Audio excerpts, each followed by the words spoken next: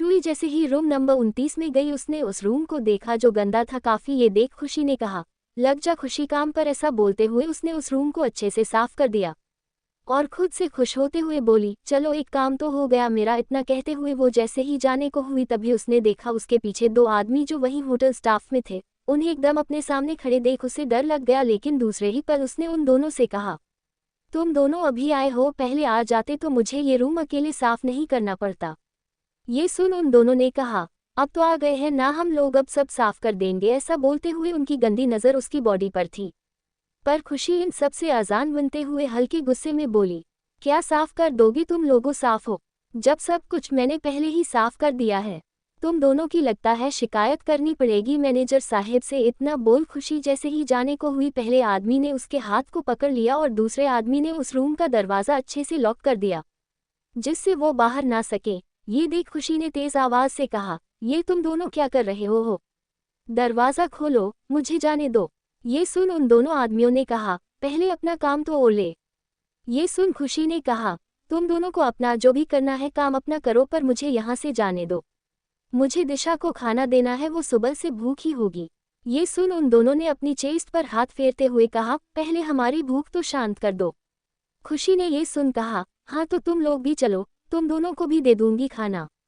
ये सुन उन दोनों आदमियों ने एक साथ कहा, क्या तुम सच में इतनी भोली हो खुशी, या सिर्फ हमारे सामने ये दिखावा कर रही हो?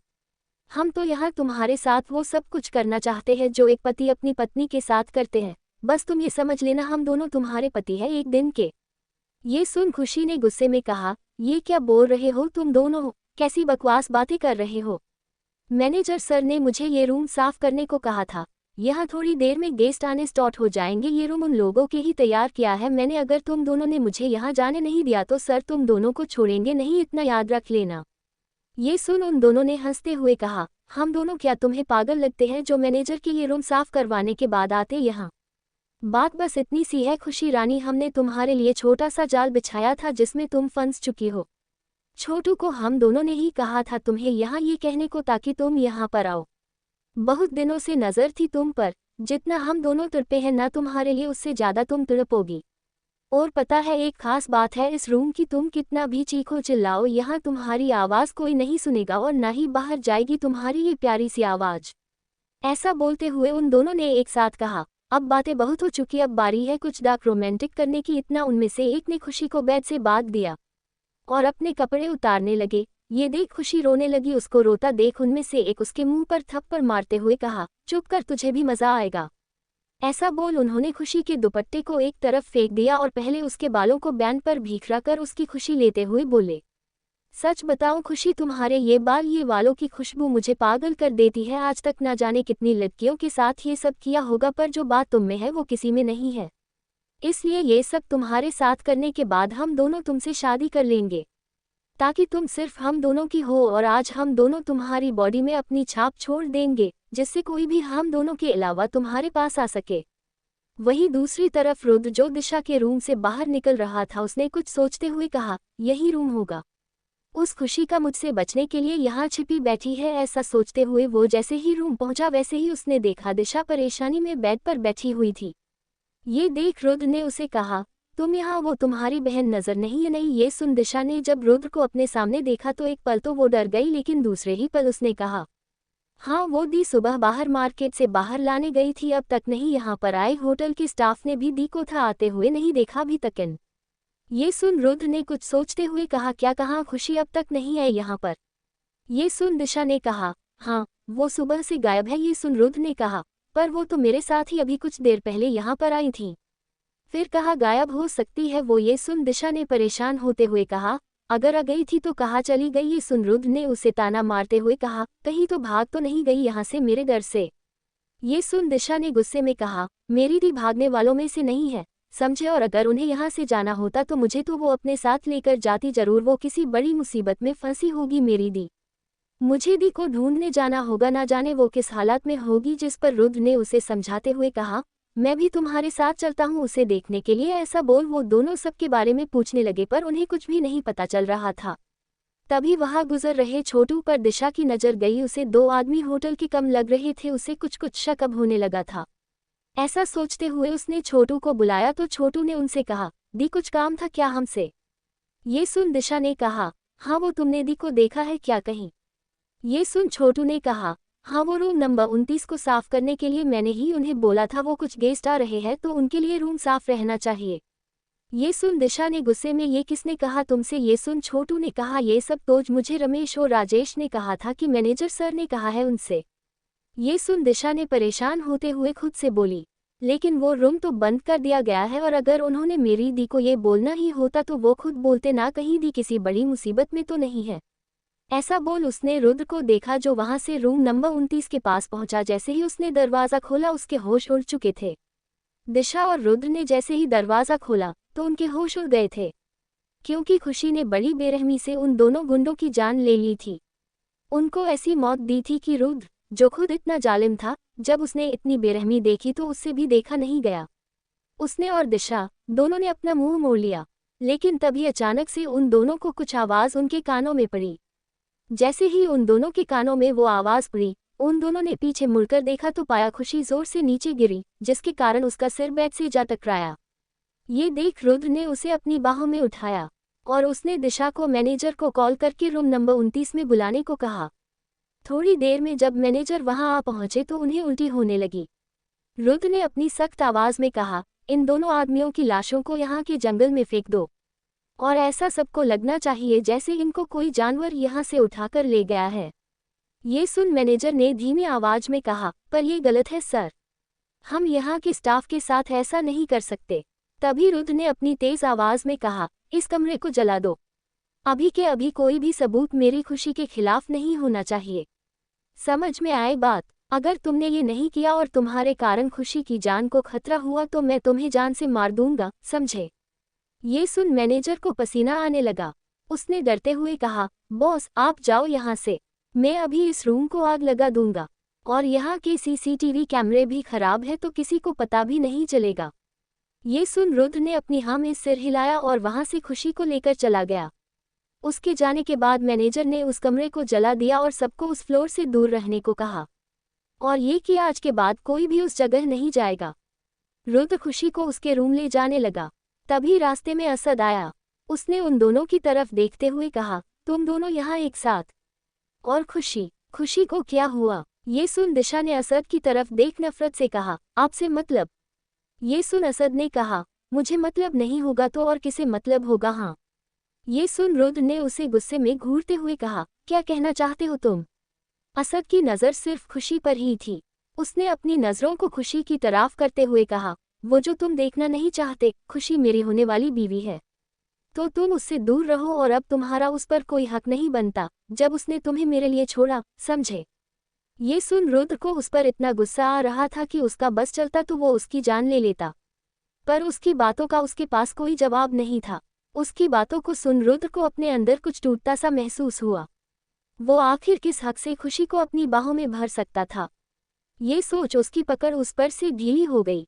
तभी अचानक से दिशा ने अपनी आवाज़ ऊंची करते हुए असद से कहा, तुमसे ये किसने कहा कि मेरी दीदी की तुमसे शादी होगी? हाँ, क्या कभी मेरी दी ने कहा तुमसे कि वो तुम्हें पसंद करती है या वो तुमसे शादी करना चाहती है? रुद्र ने जैसे ही उसकी बातें सुनो, उसकी पकड़ खुशी पर और मजबूत हो गई। तब उसने एक नकली मुस्कान के साथ कहा, तो क्या हुआ? हुई नहीं है तो हो जाएगी, वैसे भी खुशी को मनाने में मुझे कौन सा देर लगेगी। ये सुन दिशा को अब उस पर गुस्सा आ गया। उसने असद को एक थप्पड़ मारते हुए कहा, मेरी दी से दूर रहो तुम, समझे? आगे से मेरी दी को परेशान किया तो मुझसे बुरा कोई भी नहीं होगा। तभी खुशी जो होश में आ गई, अपने सामने जब उसने असद को देखा तो उसने रुद्र पर अपनी पकड़ मजबूत कर ली। ये देख रुद्र ने खुशी की तरफ देखा जो डरी सहमी नजरों से असद को देख रही थी। असद को देख वो इतनी डर गई कि वो उसी वक्त बेहोश हो गई। ये देख रुद्र को कुछ गड़बड़ लगी। उसने रुद्र को धक्का दिया और खुशी को दिशा के साथ उसके रूम में चला गया। उन दोनों के जाने के बाद असद ने नफरत से कहा, ये दोनों हर बार मेरे और मेरी खुशी के रास्ते में आ जाते हैं, इन दोनों की जान ले लूंगा किसी दिन मैं। वहीं दूसरी तरफ रुद्र ने जब खुशी को बेड पर लिटाया और दिशा से कहा, तुम खुशी को बात देकर इसके कपड़े बदल देना। ऐसा बोल वो जैसे ही जाने को हुआ, तभी उसकी नज़र वॉल पर लगी एक पेंटिंग पर गई। उस पेंटिंग को देख रुद्र वहीं उसे देखने लगा। वो पेंटिंग रुद्र ने खुशी और अपने लिए बनाई थी। उस पेंटिंग में रुद्र खुशी से अपने प्यार का इजहार कर रहा था। रुद्र ने कितनी कोशिश की थी उस पेंटिंग को ढूंढने की, पर वो मिली नहीं उसे। उस पेंटिंग को देखते हुए पाकर दिशा ने रुद्र से कहा, मेरी दी ने आपसे इतना प्यार किया, पर बदले में आपने क्या किया? मेरी दी को नफरत। ये सुन रुद्र ने गुस्से से उसे कहा, ये तुम क्या बकवास कर रही हो? हाँ, मैंने ऐसा कुछ भी नहीं किया। ये सुन दिशा ने नफरत से कहा, आपके और आपके बाप ने हमारी दी और हमारे परिवार की जिंदगी को नरक में बनाने की कोई कसर नहीं छोड़ी। जानना चाहते हैं आप, दी ने आपसे शादी क्यों नहीं की? मैं बताती हूँ आपको, पर क्या सच सुनने की हिम्मत है आप में? ये सुन रुद्र ने कहा, तुम कहना क्या चाहती हो? तुम्हारी बहन ने मुझे इसलिए नहीं छोड़ा क्योंकि असद उसे 5 करोड़ रुपए देने को तैयार था। उसे एक अच्छी जिंदगी चाहिए थी। ये सुन दिशा ने उसे ताना मारते हुए कहा, क्या कहा आपने? मेरी दी ने आपको पैसों के लिए छोड़ा? अगर मेरी दी को आपको पैसों के लिए छोड़ना ही होता तो वो आज ऐसी हालत में होती। क्या जरा देखिए यहाँ इस कमरे को, आपके कारण कैसे कमरे में रहना पड़ रहा है मेरी दी को। सिर्फ आप और आपके बाप के कारण आज मेरी और मेरी दी की ये हालत है। ये सुन रुद्र ने तेज आवाज में कहा, तुम्हारी हिम्मत कैसे हुई मेरे बाबा के बारे में कुछ भी बोलने की? ये सुन दिशा ने नफरत से कहा, मेरा बस चले तो आपके बाप के टुकड़े टुकड़े करके जानवरों को खिला दूं। वो एक राक्षस है जिसे तुम लोगों ने भगवान बनाया हुआ है। ये सुन रुद्र ने गुस्से में उस पर हाथ उठाया, पर दिशा ने उसके हाथ को पकड़ दूर करते हुए कहा, क्यों लगी मिर्ची आपको? अपने बाप के बारे में एक शब्द तक नहीं सुन सके तो सुनो, आपके उस कमीनी बाप के कारण आज हम लोग इस हालत में हैं और आज उनके कारण हमारे वावा भी नहीं रहे हैं। आप दोनों बाप बेटे को बटुआ लगेगी हमारी। ऐसा कहते हुए उसका गला भर आया। रुद्र ने गुस्से में कहा, ये तुम कैसी बकवास बातें किए जा रही हो? हाँ। वहीं दूसरी तरफ फ्रांस में रिवांश को अब होश आ चुका था। ये देख धरा ने अपने आंसू साफ किए और हल्की मुस्कान के साथ रिवांश से कहा, अब कैसे हो? ये सुन रिवांश ने दर्द में कहा, बस इतना समझ लो कि अभी अभी मौत के मुंह से आया हूँ। ये सुन धरा ने उसके सीने पर हल्का सा मारते हुए कहा, तुम बहुत बुरे हो। ये सुन रिवांश ने आह भरते हुए कहा, हाँ, कोई इतनी जोर की मारता है क्या? ये सुन धरा उसकी फिक्र करते हुए बोली, ज्यादा तो नहीं लगी ना तुम्हें? रिवांश ने धीरे से कहा, इतनी जोर की भी नहीं लगी। वही पास खड़े धरा के पापा दोनों को देख काफी खुश हो रहे थे। वही दूसरी तरफ धरा ने रिवांश से रोते हुए हल्के गुस्से के साथ कहा, तुम बहुत बुरे हो। जिसे सुन रिवांश ने हल्की स्माइल के साथ कहा, जानता हूँ। तभी वहां पर धरा के डैड आ गए, जिन्हें देख धरा ने गुस्से में अपना मुंह मोड़ लिया। तभी रिवांश ने धरा की तरफ देखते हुए कहा, धरा मेरी एक बात मानोगी? जिसे सुन धरा रेहान की तरफ देखने लगी। जिसे देख रेहान ने कहा, मैंने तुम्हारे कहने पर बहुत सोचा था तब, और फिर मैंने अपने डैड को माफ कर दिया, क्योंकि जो कुछ भी हुआ उसमें उनकी कोई भी गलती नहीं थी। ठीक वैसे ही तुम भी अपने डैड को माफ कर दो। जिसे सुन धरा ने अपने डैड को लाना मारते हुए कहा, ओह तो सब आपने मेरे रिवांश को भी इसमें शामिल कर लिया, लेकिन एक बात मेरी कब खोलकर सुन लीजिए, मैं आपको कभी भी माफ नहीं करूंगी। जिसे सुन रिवांश को गुस्सा आ गया, आखिर ये लड़की इतनी जिद्दी क्यों थी? पर इसका जवाब सिर्फ धरा के मॉम डैड के पास होगा। ये सोच उसने धरा के डैड की तरफ देखा, जो आंखों से इशारे में बोल रहे थे कि मुझ पर तो बस इसका गुस्सा है, बस वाकई नाराजगी इसके माँ की तरह है। रिवांश ने अपनी आंखें बंद करते हुए मन में कहा, चल बेटा रेहान, तुझे ही लगना पड़ेगा काम पर। ऐसा सोच उसने धरा को समझाते हुए कहा, धरा देखो, तुम्हें अपने डैड पर यकीन नहीं, पर मुझ पर तो है ना। तुम्हें लगता है कि मैं तुमसे बिना प्रूफ के कहूंगा? हाँ। ये सुन धरा ने उसे हैरानी में देखते हुए कहा, मतलब तुम जानते हो क्या सच? जिसे सुन रिवांश ने कहा, मैं बिना प्रूफ के कोई भी बात नहीं करता, ये देखो। ऐसा बोल रिवांश ने एक वीडियो क्लिप दिखाई जिसमें धरा के डैड शालू से बात कर रहे थे। शालू बार बार बोल रही थी कि आप मुझे उस इंसान से बचा लो, उसने मेरी बच्ची को मेरे पेट में मार दिया, अगर उसे पता चल गया कि मैं घर से बाहर आई हूँ तो वो मेरी जान ले लेगा। ऐसा बोलते हुए उसने अपने हाथों के निशान दिखाए। धरा के डैड ने मना करते हुए कहा, देखो तुम्हारे साथ जो कुछ भी हुआ वो गलत हुआ, पर मैं अपनी बीवी को बिना बताए तुम्हारी हेल्प नहीं कर सकता। जिसे सुन उस औरत ने उदास होते हुए कहा, काश मेरे भैया यहाँ पर होते तो आज किसी के आगे मदद की भीख नहीं मांगनी पड़ती। कोई बात नहीं मिस्टर रायचंद, मैं अब आपको दोष नहीं दूंगी, भले ही वो इंसान मेरे बच्चों के साथ मुझे मार दे, मैं आपको तंग नहीं करूंगी। ऐसा बोल वो जैसे ही जाने को हुई, धरा के डैड ने उसे रोकते हुए कहा, मैं तैयार हूँ तुम्हारी हेल्प के लिए। उसकी बात को सुन शालू के फेस पर एक अजीब सी स्माइल आ गई। रिवांश ने आगे कहा, मुझे नहीं लगता अंकल ने कुछ भी गलत किया होगा इसमें, तुम खुद सोचो, अगर यही काम आंटी करती, वो उनके किसी दुश्मन को उनकी मर्जी के हेल्प करती तो अंकल को भी बुरा लगता, पर तुम अंकल की जगह रख के देखो, तुम्हें सही और गलत का फर्क साफ पता चल जाएगा। वहीं दूसरी तरफ कबीर ने अपने रूम का सामान फेंकते हुए कहा, रिवांश ओबरॉय, तुम एक बार फिर से मेरे को मेरी धरा के बीच में आ गए, तुम्हें मैं जान से मार दूंगा। लेकिन तभी उसके दिमाग में एक शातिर प्लान आया जिसे सोच उसने मन में कहा, राजा की जान जैसे ही तोते में वैसे ही रिवांश की जान धरा में, और धरा की जान ऐसा बोल वो शैतानों की हंसने लगा। फिर कुछ पल उसने कहा, धरा धरा, देखो तुम्हारे कारण क्या करना पड़ रहा है मुझे, अब अपनी उस सो कोल्ड मॉम को मारना पड़ेगा तुम्हारे कारण। नहीं नहीं, मैं ऐसा नहीं कर सकता, पर तुम्हें तो बता सकता हूं ना। ऐसा बोलते हुए उसने धरा को एक मैसेज कर दिया। वहीं दूसरी तरफ इंडिया में रुद्र खुशी और दिशा के साथ उसके रूम में था। दिशा ने नफरत से कहा, आपको सबूत चाहिए ना, रुको जरा मैं दिखाती हूँ। उसने अलमारी से एक फाइल निकाल रुद्र के मुंह पर मारी और नफरत से कहा, तुमसे तो 1000 गुना तो अच्छा वो असद है, कम से कम जो भी करता है सामने तो करता है मुंह पर, तुम लोगों के जैसे गिरगिट तो नहीं है वो। रुद्र को दिशा की इस हरकत पर बड़ा गुस्सा आ रहा था, पर उसे उस फाइल में पड़े सबूत को देखना ज्यादा जरूरी था। रुद्र जैसे जैसे वो फाइल पढ़ रहा था उसके भाव सख्त होते गए। उसने दिशा से कहा, ये नहीं हो सकता, मेरे बाबा ने तुम दोनों की जमीन पर अपना कब्जा कैसे कर सकते हैं। ये सुन दिशा ने एक डेविल स्माइल के साथ कहा, क्यों नहीं कर सकते, जब अपने बेटे के प्यार को उससे दूर कर सकते हैं। ये सुन रुद्र ने गुस्से में कहा, क्या बकवास कर रही हो तुम मेरे बाबा के बारे में, वो ऐसा कभी कुछ कर नहीं सकते, वो तो तुम्हारी बहन भागी थी। जिसे सुन अब दिशा को भी गुस्सा आ गया। उसने भी तेज आवाज में कहा, मेरी बहन भागी तो आपको क्यों बुरा लगा? हाँ, आपने भी तो यही किया था मेरी दी के साथ, याद है आज से 2 साल पहले आपने कितनी इंसल्ट की थी मेरी दी की क्लब में, उसके बाद आपने मेरी दी को मंडप में छोड़ दिया। तब नहीं याद आया आपको कि लोग क्या कहेंगे? आपके कारण, सिर्फ आपके कारण मेरी दी को अपना सब कुछ छोड़ना पड़ा, अपना गांव, अपनी पहचान, सब कुछ। आपको ये छोटी सी बात लगती है? पता भी है मेरी दी मरने वाली थी, तब इतनी बेइज्जती होने के बाद वो तो भगवान का शुक्र है कि असद ने मेरी दी की जान बचा ली, नहीं तो आज मेरी दी जिंदा नहीं होती। लेकिन तुम तो मरे नहीं, तुम्हारी तो पूरी दुनिया में हुई, तब तुम्हें शर्म नहीं आए, मरने का दिल नहीं किया क्या? ये सुन रुद्र ने एक डेविल स्माइल के साथ कहा, रुद्रप्रयाग इतना कमजोर नहीं कि एक लड़की के जाने के बाद अपनी जान दे दे। जब तक तुम दोनों बहनों को सजा न दिला दूं तब तक तुम मौत मुझे छू भी नहीं सकती, ने डेविल स्माइल के साथ कहा। रुद्र प्रताप इतना कमजोर नहीं एक लड़की के जाने से टूटकर बिखर जाएं। और वैसे भी तुम ये झूठे सबूत दिखाकर क्या साबित करना चाहती हो? हाँ, ऐसे सबूत बाजार में काफी मिलते हैं। लगता है वो असद तुम दोनों का पेट नहीं भरता, जिसके कारण तुम दोनों बहनों ने सोचा होगा फिर से रुद्र को कोई ना कोई कहानी सुनाकर फिर से अपने कंट्रोल में कर देंगे और वापस से उसका सब कुछ लूट लेंगे।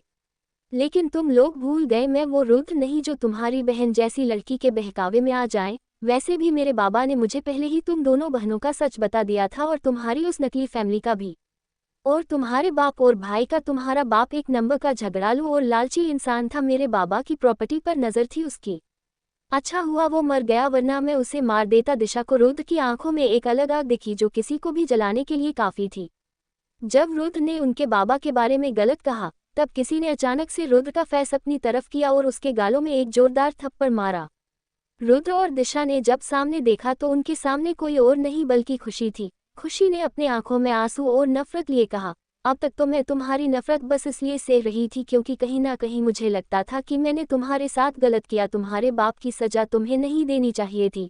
मुझे खुद में गिल्टी फील होने लगा कि तुम्हारे साथ मैंने गलत किया, पर तुमने ये आज सच में साबित कर दिया कि तुम भी अपने उस बाप के जैसे हो। और क्या कहा तुमने मेरे बाबा के बारे में कि अच्छा हुआ वो भर गए, वरना तुम उन्हें मार डालते। तो सुनो, अगर तब तुम मेरे बाबा को मारते तब मैं तुम्हारे पूरे खानदान को मिटाकर रख देती। दिशा ने रुद्र की तरफ देख गुस्से से कहा, हम लोगों के बारे में ये सब बोलते हुए आपको शर्म नहीं आई? वैसे अच्छा ही हुआ मेरी दी ने आपको छोड़कर, क्योंकि आप एक पत्थर दिल इंसान हो, जिसे अगर कोई इंसान प्यार कर ले तो वो इंसान खुद टूट के बिखर जाएगा। मेरी दी की जिंदगी बर्बाद होने से बच गई तुमसे शादी ना करके। तुम बस एक जालिम इंसान हो जिसके सीने में दिल नहीं, और एक पत्थर से दिल नहीं लगाया जाता। तुम अपने घटिया बाप की सच्चाई देखना चाहते हो? रुको, मैं दिखाती हूँ तुम्हें वो सबूत। खुशी खुद से मन ही मन में बोली, नहीं, ये नहीं होने दे सकती, बाबा से किया प्रॉमिस नहीं तोड़ सकती, चाहे रुद्र के बाबा कैसे भी हो। पर अगर रुद्र को उनका सच पता चल गया तो वो टूट के बिखर जाएगा और हो सकता है वो अपने बाबा से सारे रिश्ते भी तोड़ ले। नहीं, बाबा की आखिरी विश नहीं, मैं ऐसा नहीं होने दे सकती। एक बेटे को उसके बाप से नफरत नहीं करने दे सकती। मुझे कुछ भी करके दिशा को रोकना होगा। ऐसा बोल उन्होंने दिशा की तरफ देखा जो अपने फोन को लेकर रुद्र की तरफ आ रही थी। इससे पहले दिशा वो वीडियो रुद्र को दिखाती उससे पहले ही खुशी ने उसके फोन को छीन जोर से नीचे पटक दिया जिससे उसके फोन की पूरी स्क्रीन टूट गई। ये देख दिशा ने कहा, ये क्या किया आपने दी? इसमें पुफ थे अंकल के खिलाफ जो उनके इन अंधे बेटे को दिखाने थे। ऐसा बोल उसने अपने फोन को उठाया और उसने उसे चलाने की पूरी कोशिश की पर वो मोबाइल स्क्रीन चली नहीं। ये देख रुद्र ने उन दोनों पर ताना कसते हुए कहा, कोई सबूत होगा तब ना दिखाएगी ना ये मुझे। सोचा होगा पहले ऐसे दिखावा करेगे सबूत दिखाने का, फिर बाद में ऐसे करके ये दिखाएगे कि फोन तो टूट गया, अब सबूत तो रहे नहीं। ये सुन दिशा गुस्से में चीखते हुए बोली, आपकी हिम्मत भी कैसे हुई ये सब बोलने की? हाँ, जानना चाहते हो आप मेरी दी क्यों छोड़ कर गई आपको? क्योंकि इससे पहले वो कुछ कहती उससे पहले ही खुशी ने एक तेज आवाज के साथ कहा, बस कर जाओ दिशा। जिसे सुन दिशा ने हल्के गुस्से के साथ कहा, क्यों दी, मैं क्यों बस करूं? इन्हें भी तो पता चलना चाहिए इनके बाबा का सच कि वो कितने महान है जो एक लड़की। तुम्हें मेरी कसम दिशा, इससे आगे तुमने कुछ भी कहा तो हम लोग छोटे लोग हैं। दिशा, ये अमीर लोग पैसे के दम पर सबको अपने इशारों पर नचाते हैं। तभी वहां पर असद आया। उसे देख खुशी ने अपनी जेब से एक रिंग निकाल उसके हाथ में पहनाते हुए कहा, मुझे माफ कर दो असद, तुमने सच ही कहा था। ये लोग जितने बड़े हैं उतनी ही छोटी इन लोगों की सोच है। मैं अपनी दुनिया में जहां तुम मेरी बहन और मैं हूं बस यही खुश हूं। अब क्या तुम मुझसे शादी करोगे? जिसे सुन असद की आंखों में एक चमक आ गई। उसने रुद्र की आंखों में अपने लिए गुस्सा देख खुशी को उसके सामने ही गले लगाते हुए कहा, मैं बिल्कुल तैयार हूँ खुशी, जिंदगी भर तुम्हारा वेट करने के लिए भी रेडी था मैं। आज तुमने मुझे दुनिया की सबसे बड़ी खुशी दी है। ऐसा बोल उसने रुद्र के सामने खुशी के माथे को चूम लिया। जिसे देख रुद्र ने अपने हाथों की मुट्ठी कस ली। उसने नफरत से उन दोनों को देखा। वो जैसे ही जाने को हुआ तभी खुशी ने उसे रोकते हुए कहा, आप मिस्टर रुद्र प्रताप, आपने क्या कहा था कि मैं आपके लायक नहीं हूँ? आपके तो क्या किसी भी लड़के के लायक नहीं हूँ। पूरे 2 दिन बाद मेरे और असद जी की शादी होगी, वो भी पूरे रीति रिवाजों के साथ। आना मत भूलना और अपनी उस कोल्ड फैमिली को भी लेकर आना। रुद्र ने उसे अपनी लाल आंखों से घुरा और वहां से चला गया। ये देख दिशा ने रुद्र के जाने के बाद गुस्से से खुशी से कहा, दी, आपने मुझे क्यों रोका उन्हें सच बताने से? ये सुन खुशी ने उसे समझाते हुए कहा, तो और क्या करती मैं दिशा? क्या तुम ये चाहती हो कि जैसे हमारे बाबा हमसे दूर हो गए वैसे ही उसके भी बाबा उससे दूर हो जाए या उससे नफरत करे? हाँ। ये सुन उसने मना करते हुए कहा, मैं ऐसा बिल्कुल भी चाहती, पर सच उन्हें भी तो मालूम होना चाहिए। जिसे सुन खुशी ने एक लंबी सांस भरते हुए कहा, उनके लिए ना सही पर हमारे बाबा के लिए ही सही, तुम उससे कुछ भी नहीं कहोगी?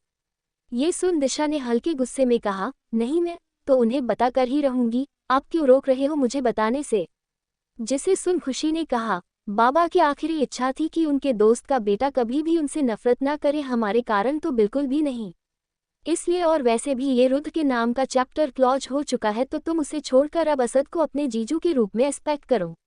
असद ने खुशी के हाथों को अपने हाथ में लेकर कहा, खुशी, कभी भी इस बात का अफसोस नहीं होगा कि आपने मुझे चुबा उस रुद्र को छोड़कर। वहीं दूसरी तरफ रुद्र के कमरे में रुद्र ने गुस्से में आकर उस रूम का सारा सामान तोड़ के रख दिया। उसने एक कांच के टुकड़े को अपने हाथ में दबाते हुए कहा, तुमने ये बिल्कुल अच्छा नहीं किया हमारे बीच उस असद को लाकर। अब देखना तुम्हें वो सजा दूंगा जिसकी तुमने कभी कल्पना भी नहीं की होगी। इतना बोल उसने किसी को कॉल किया और कहा, तुम इंडिया कब आ रहे हो? 2 दिन बाद उसकी शादी है किसी और से, इसलिए अगले 24 घंटे में मेरे सामने होने चाहिए। रिवांश ने वो सारे सबूत धरा के सामने रखे जिनमें शालू उन लोगों के खिलाफ साजिश कर रही थी। रिवांश ने धरा की तरफ देखते हुए कहा, ये देखो धरा, अपने डैड को माफ करना या ना करना ये फैसला तुम्हारा खुद का होगा, लेकिन कुछ भी करने से पहले ये जरूर सोच लेना कि अगर कल को तुम्हारी दोस्त की बहन ऐसी किसी मुसीबत में होती तो तुम भी तो उसकी हेल्प करती। अंकल को उस टाइम पर लगा कि उन्हें हेल्प करनी चाहिए। तुम खुद एक लड़की हो, आजकल ना जाने कितनी लड़कियों को उनके पति मारते हैं, पीटते हैं। कितने केस तुम्हारे सामने आए होंगे। अंकल ने तो सोचा था कि वो उसकी हेल्प करेंगे, पर उन्हें क्या पता था कि वो औरत उनके साथ ही साजिश करेगी। अंकल ने तो अपनी तरफ से भला करने की सोची थी। हाँ, मानता हूं मैं कि अंकल को सबूत इकट्ठा करने चाहिए थे पहले, लेकिन उस औरत ने अपनी बॉडी में मारपीट के निशान दिखाए थे। अब अंकल उस टाइम पर ये कैसे करते कि ये सब सच है या झूठ? अंकल कितने भी बड़े बिजनेसमैन हो, कितने लोग उनके बाहरी दुश्मन हो, पर अंकल घर के लोगों को तो नहीं पहचान सकते। हाँ, और एक बात और, जब तुम्हारी माँ अंकल को छोड़कर गई तब वो ये सदमा बर्दाश्त नहीं कर पाए और सालों से वो कोमा में रहे। अब 2-3 साल पहले ये कोमा से बाहर आए तो उन्होंने पता है किसका नाम लिया? तुम्हारी माँ का लिया उन्होंने। अपनी पूरी जिंदगी उन्होंने इस आस में गुजारी कि कभी तो उनकी बेटी उन्हें मिलेगी तो वो उन्हें डैड कहकर पुकारेगी, पर यहाँ तो उल्टा ही है। तुम उन्हें डैड बुलाना तो दूर की बात, तुम तो उन्हें ठीक से देखती तक नहीं। तुम्हें उनके चेहरे पर एक पिता की बेबसी नजर नहीं आती क्या, धरा? और जैसे तुम अंकल से नाराज हो वैसे ही नाराज तो मुझे होना चाहिए, क्योंकि तुम तो उस कबीर से सगाई करने जा रही थी। अगर मैं ना होता तब तो तुम पक्का उस कबीर से शादी कर ही लेती। इतना बोलकर उसने धरा से मुंह मोड़ लिया। ये देखकर धरा ने अपने दोनों कानों को पकड़कर रिवांश और अपने डैड से माफी मांगते हुए कहा, मुझे माफ कर दो रिवांश, डैड। धरा के पिता ने धरा को गले से लगाते हुए कहा, मैं नाराज नहीं था तुमसे और ना ही कभी हो सकता हूँ बेटा। जो कुछ भी हुआ उसमें गलती जिनकी थी उन्हें उनके किए की सजा मिल गई। अभी हम सब इंडिया लौटकर तुम दोनों की शादी की तैयारी करेंगे। धरा ने अपने होठ को हल्का सा काटते हुए कहा, पापा मैं अभी नहीं जाना चाहती। धरा के पिता ने कहा, क्यों धरा, क्या तुम नहीं चाहती हो कि रिवांश और तुम्हारी शादी हो? हाँ। ये सुनकर धरा ने मना करते हुए कहा, नहीं डैड, बात वो नहीं है। बात इतनी सी है कि रिवांश के लिए एक सरप्राइज तैयार करना है मुझे। उसके लिए मेरा आज की रात यहाँ पर रहना बहुत जरूरी है। रिवांश अपनी शक भरी नजरों से उसे देखते हुए बोला, मेरे लिए सरप्राइज और वो भी तुम? कहीं कुछ गड़बड़ तो नहीं है? ये सुनकर धरा हड़बड़ाते हुए बोली, कैसी गड़बड़ कर रही हूँ मैं? तुम्हें क्या लगता है मैं तुम्हारे लिए सरप्राइज नहीं ले आ सकती? तुम्हारे लिए मेरे पास सबसे अच्छा सरप्राइज है जिसे देख तुम खुश हो जाओगे। ये सुनकर रिवांश ने कहा, अच्छा और वो सरप्राइज क्या है मेरे लिए? जरा मैं भी तो जाने। धरा अपनी कमर पर हाथ रखते हुए बोली, तुम रिवांश, बच्चे इतना भी नहीं जानते कि सरप्राइज मतलब होता है किसी को भी नहीं बताना। इसलिए उसके बारे में भी तुम्हें अभी नहीं बल्कि आज रात को पता चलेगा, इंडिया जाने से पहले। ये सुनकर रिवांश उसे घूरते हुए देख रहा था। ये देखकर धरा अपने डैड से शिकायत करते हुए बोली, डैड देखी ना, ये कैसे मुझे घूर रहा है, बंदर के जैसे। ये सुनकर मैक्स और धरा के पिता दोनों हंसने लगे। धरा के पिता ने कहा, धरा बेटा, इसे नहीं बताना तो मत बताओ, कम से कम हमें तो बता ही सकती हो। ये सुनकर धरा ने कहा, बिल्कुल भी नहीं, उससे पहले मुझे वो सरप्राइज लेकर तो आने दीजिए। आप दोनों ऐसा करना कि रात के 8 बजे एयरपोर्ट पर खड़े हो जाना। मैं मैक्स के साथ इसके लिए सरप्राइज लेकर आ जाऊंगी। ये सुनकर धरा के पिता बोले, एयरपोर्ट पर क्यों खड़ा रहना होगा? हमारी इतनी बड़ी जगह है जहां हम अपना चोपर, हमारे चोपर के लिए जगह होती है, हम अपने प्राइवेट चोपर से जाएंगे। ये सुनकर रिवांश ने कहा, बिल्कुल भी नहीं। आपको लगता है मेरी ऐसी हालत है कि मैं बैठ सकूं? धरा मुंह बिगाड़ते हुए बोली, हाँ इसके बारे में तो भूल ही गई थी। ये सुनकर रिवांश उसे गुस्से में देखने लगा, जिससे धरा डरते हुए बोली, हाँ तुम ही बताओ क्या सोचा है तुमने? मैं ये कहने जा रहा हूँ कि मैं और मैक्स अपने प्राइवेट जेट में यहाँ आए थे। कम से कम 5 लोगों के लिए रूम तो होगा ही आराम करने के लिए उसमें। तो आप लोग ऐसा कीजिए, आप लोग मेरे साथ मेरे प्राइवेट जेट में चलना। ये सुनकर धरा ने मैक्स का हाथ पकड़ते हुए कहा, ठीक है, तब तक के लिए मैं और मैक्स जाकर तुम्हारे लिए गिफ्ट लेकर आते हैं। ऐसा बोलकर वो मैक्स को अपने साथ ले चली गई। तुम मुझे तो बता सकती हो ना धरा, क्या गिफ्ट है रिवांश के लिए? ये सुनकर धरा ने कहा, पहले तुम गाड़ी में बैठो और हाँ, गाड़ी तुम चलाओगे। तुम्हें कार्सन जगह पता है? हाँ, मैं जानता हूँ उस जगह के बारे में, लेकिन तुम उसके बारे में क्यों पूछ रही हो? क्योंकि रिवांश के लिए सरप्राइज वहीं से मिलने वाला है हमें। ऐसा बोलकर धरा गाड़ी के फ्रंट और मैक्स ड्राइवर वाली सीट पर बैठ गया। मैक्स ने कहा, अब बताओ वो सरप्राइज क्या है? इतना बोलकर मैक्स ने गाड़ी चलाना शुरू कर दी। तब धरा ने मैक्स से अपनी धीमी आवाज में कहा, वो रिवांश की मॉम जिंदा है मैक्स। जिसे सुनकर मैक्स ने पहले तो कोई ध्यान नहीं दिया, पर जब उसे समझ में आया कि धरा ने क्या कहा, तब उसने तेज आवाज के साथ कहा, क्या कहा तुमने?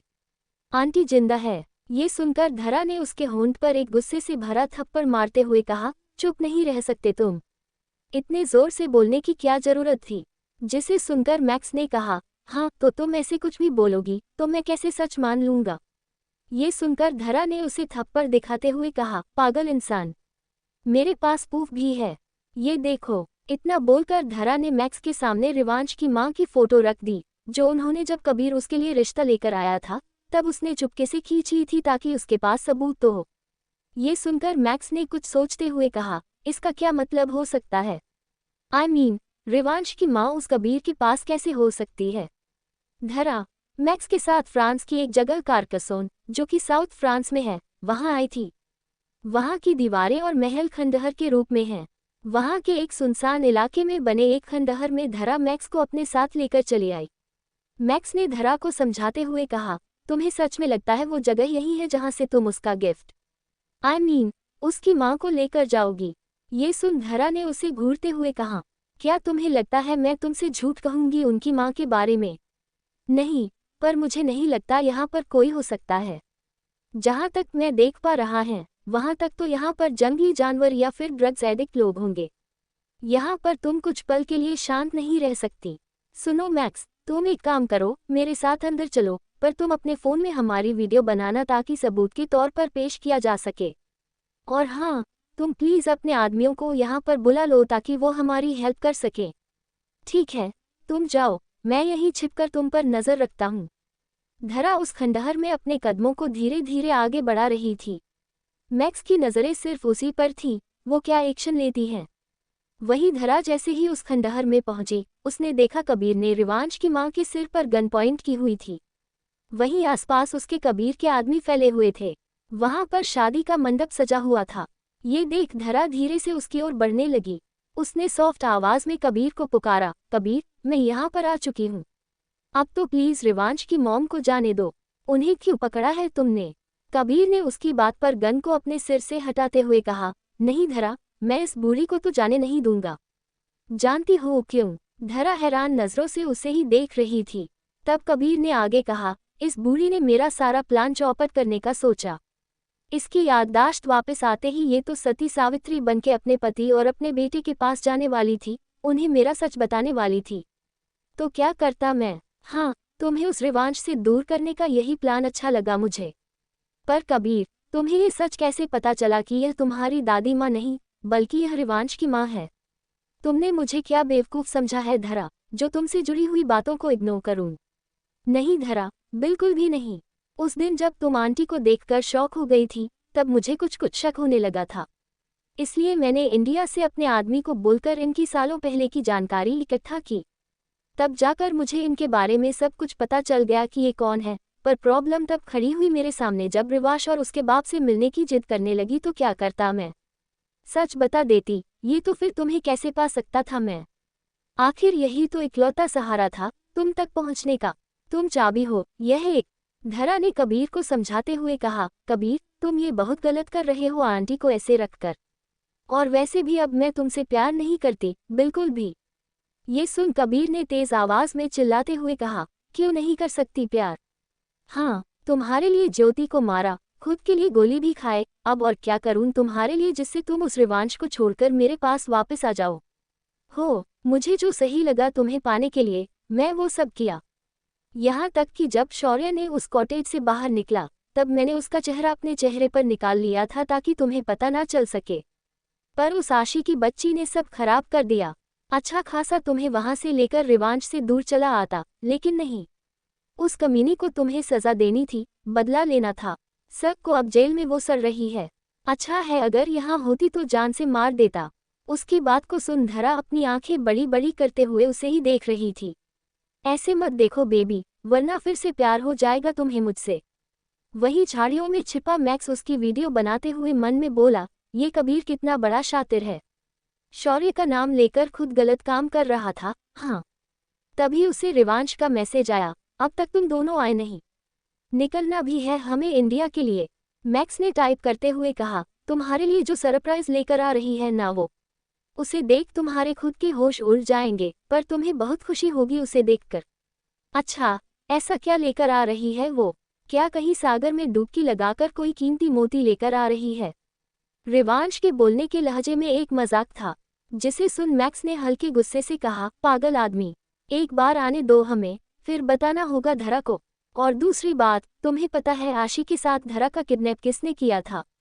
ये मैसेज पढ़ने के बाद दूसरी तरफ से रिवांश का जवाब आया, शौर्य ने किया था वो तो सबको पता है। ये सुन मैक्स ने कहा, नहीं, शौर्य का तो बस एक मुखौटा था, बाकी तो कोई और ही था। तुम जानते हो उस इंसान को। अगले ही पल उसे रिवांश की कॉल आने लगी।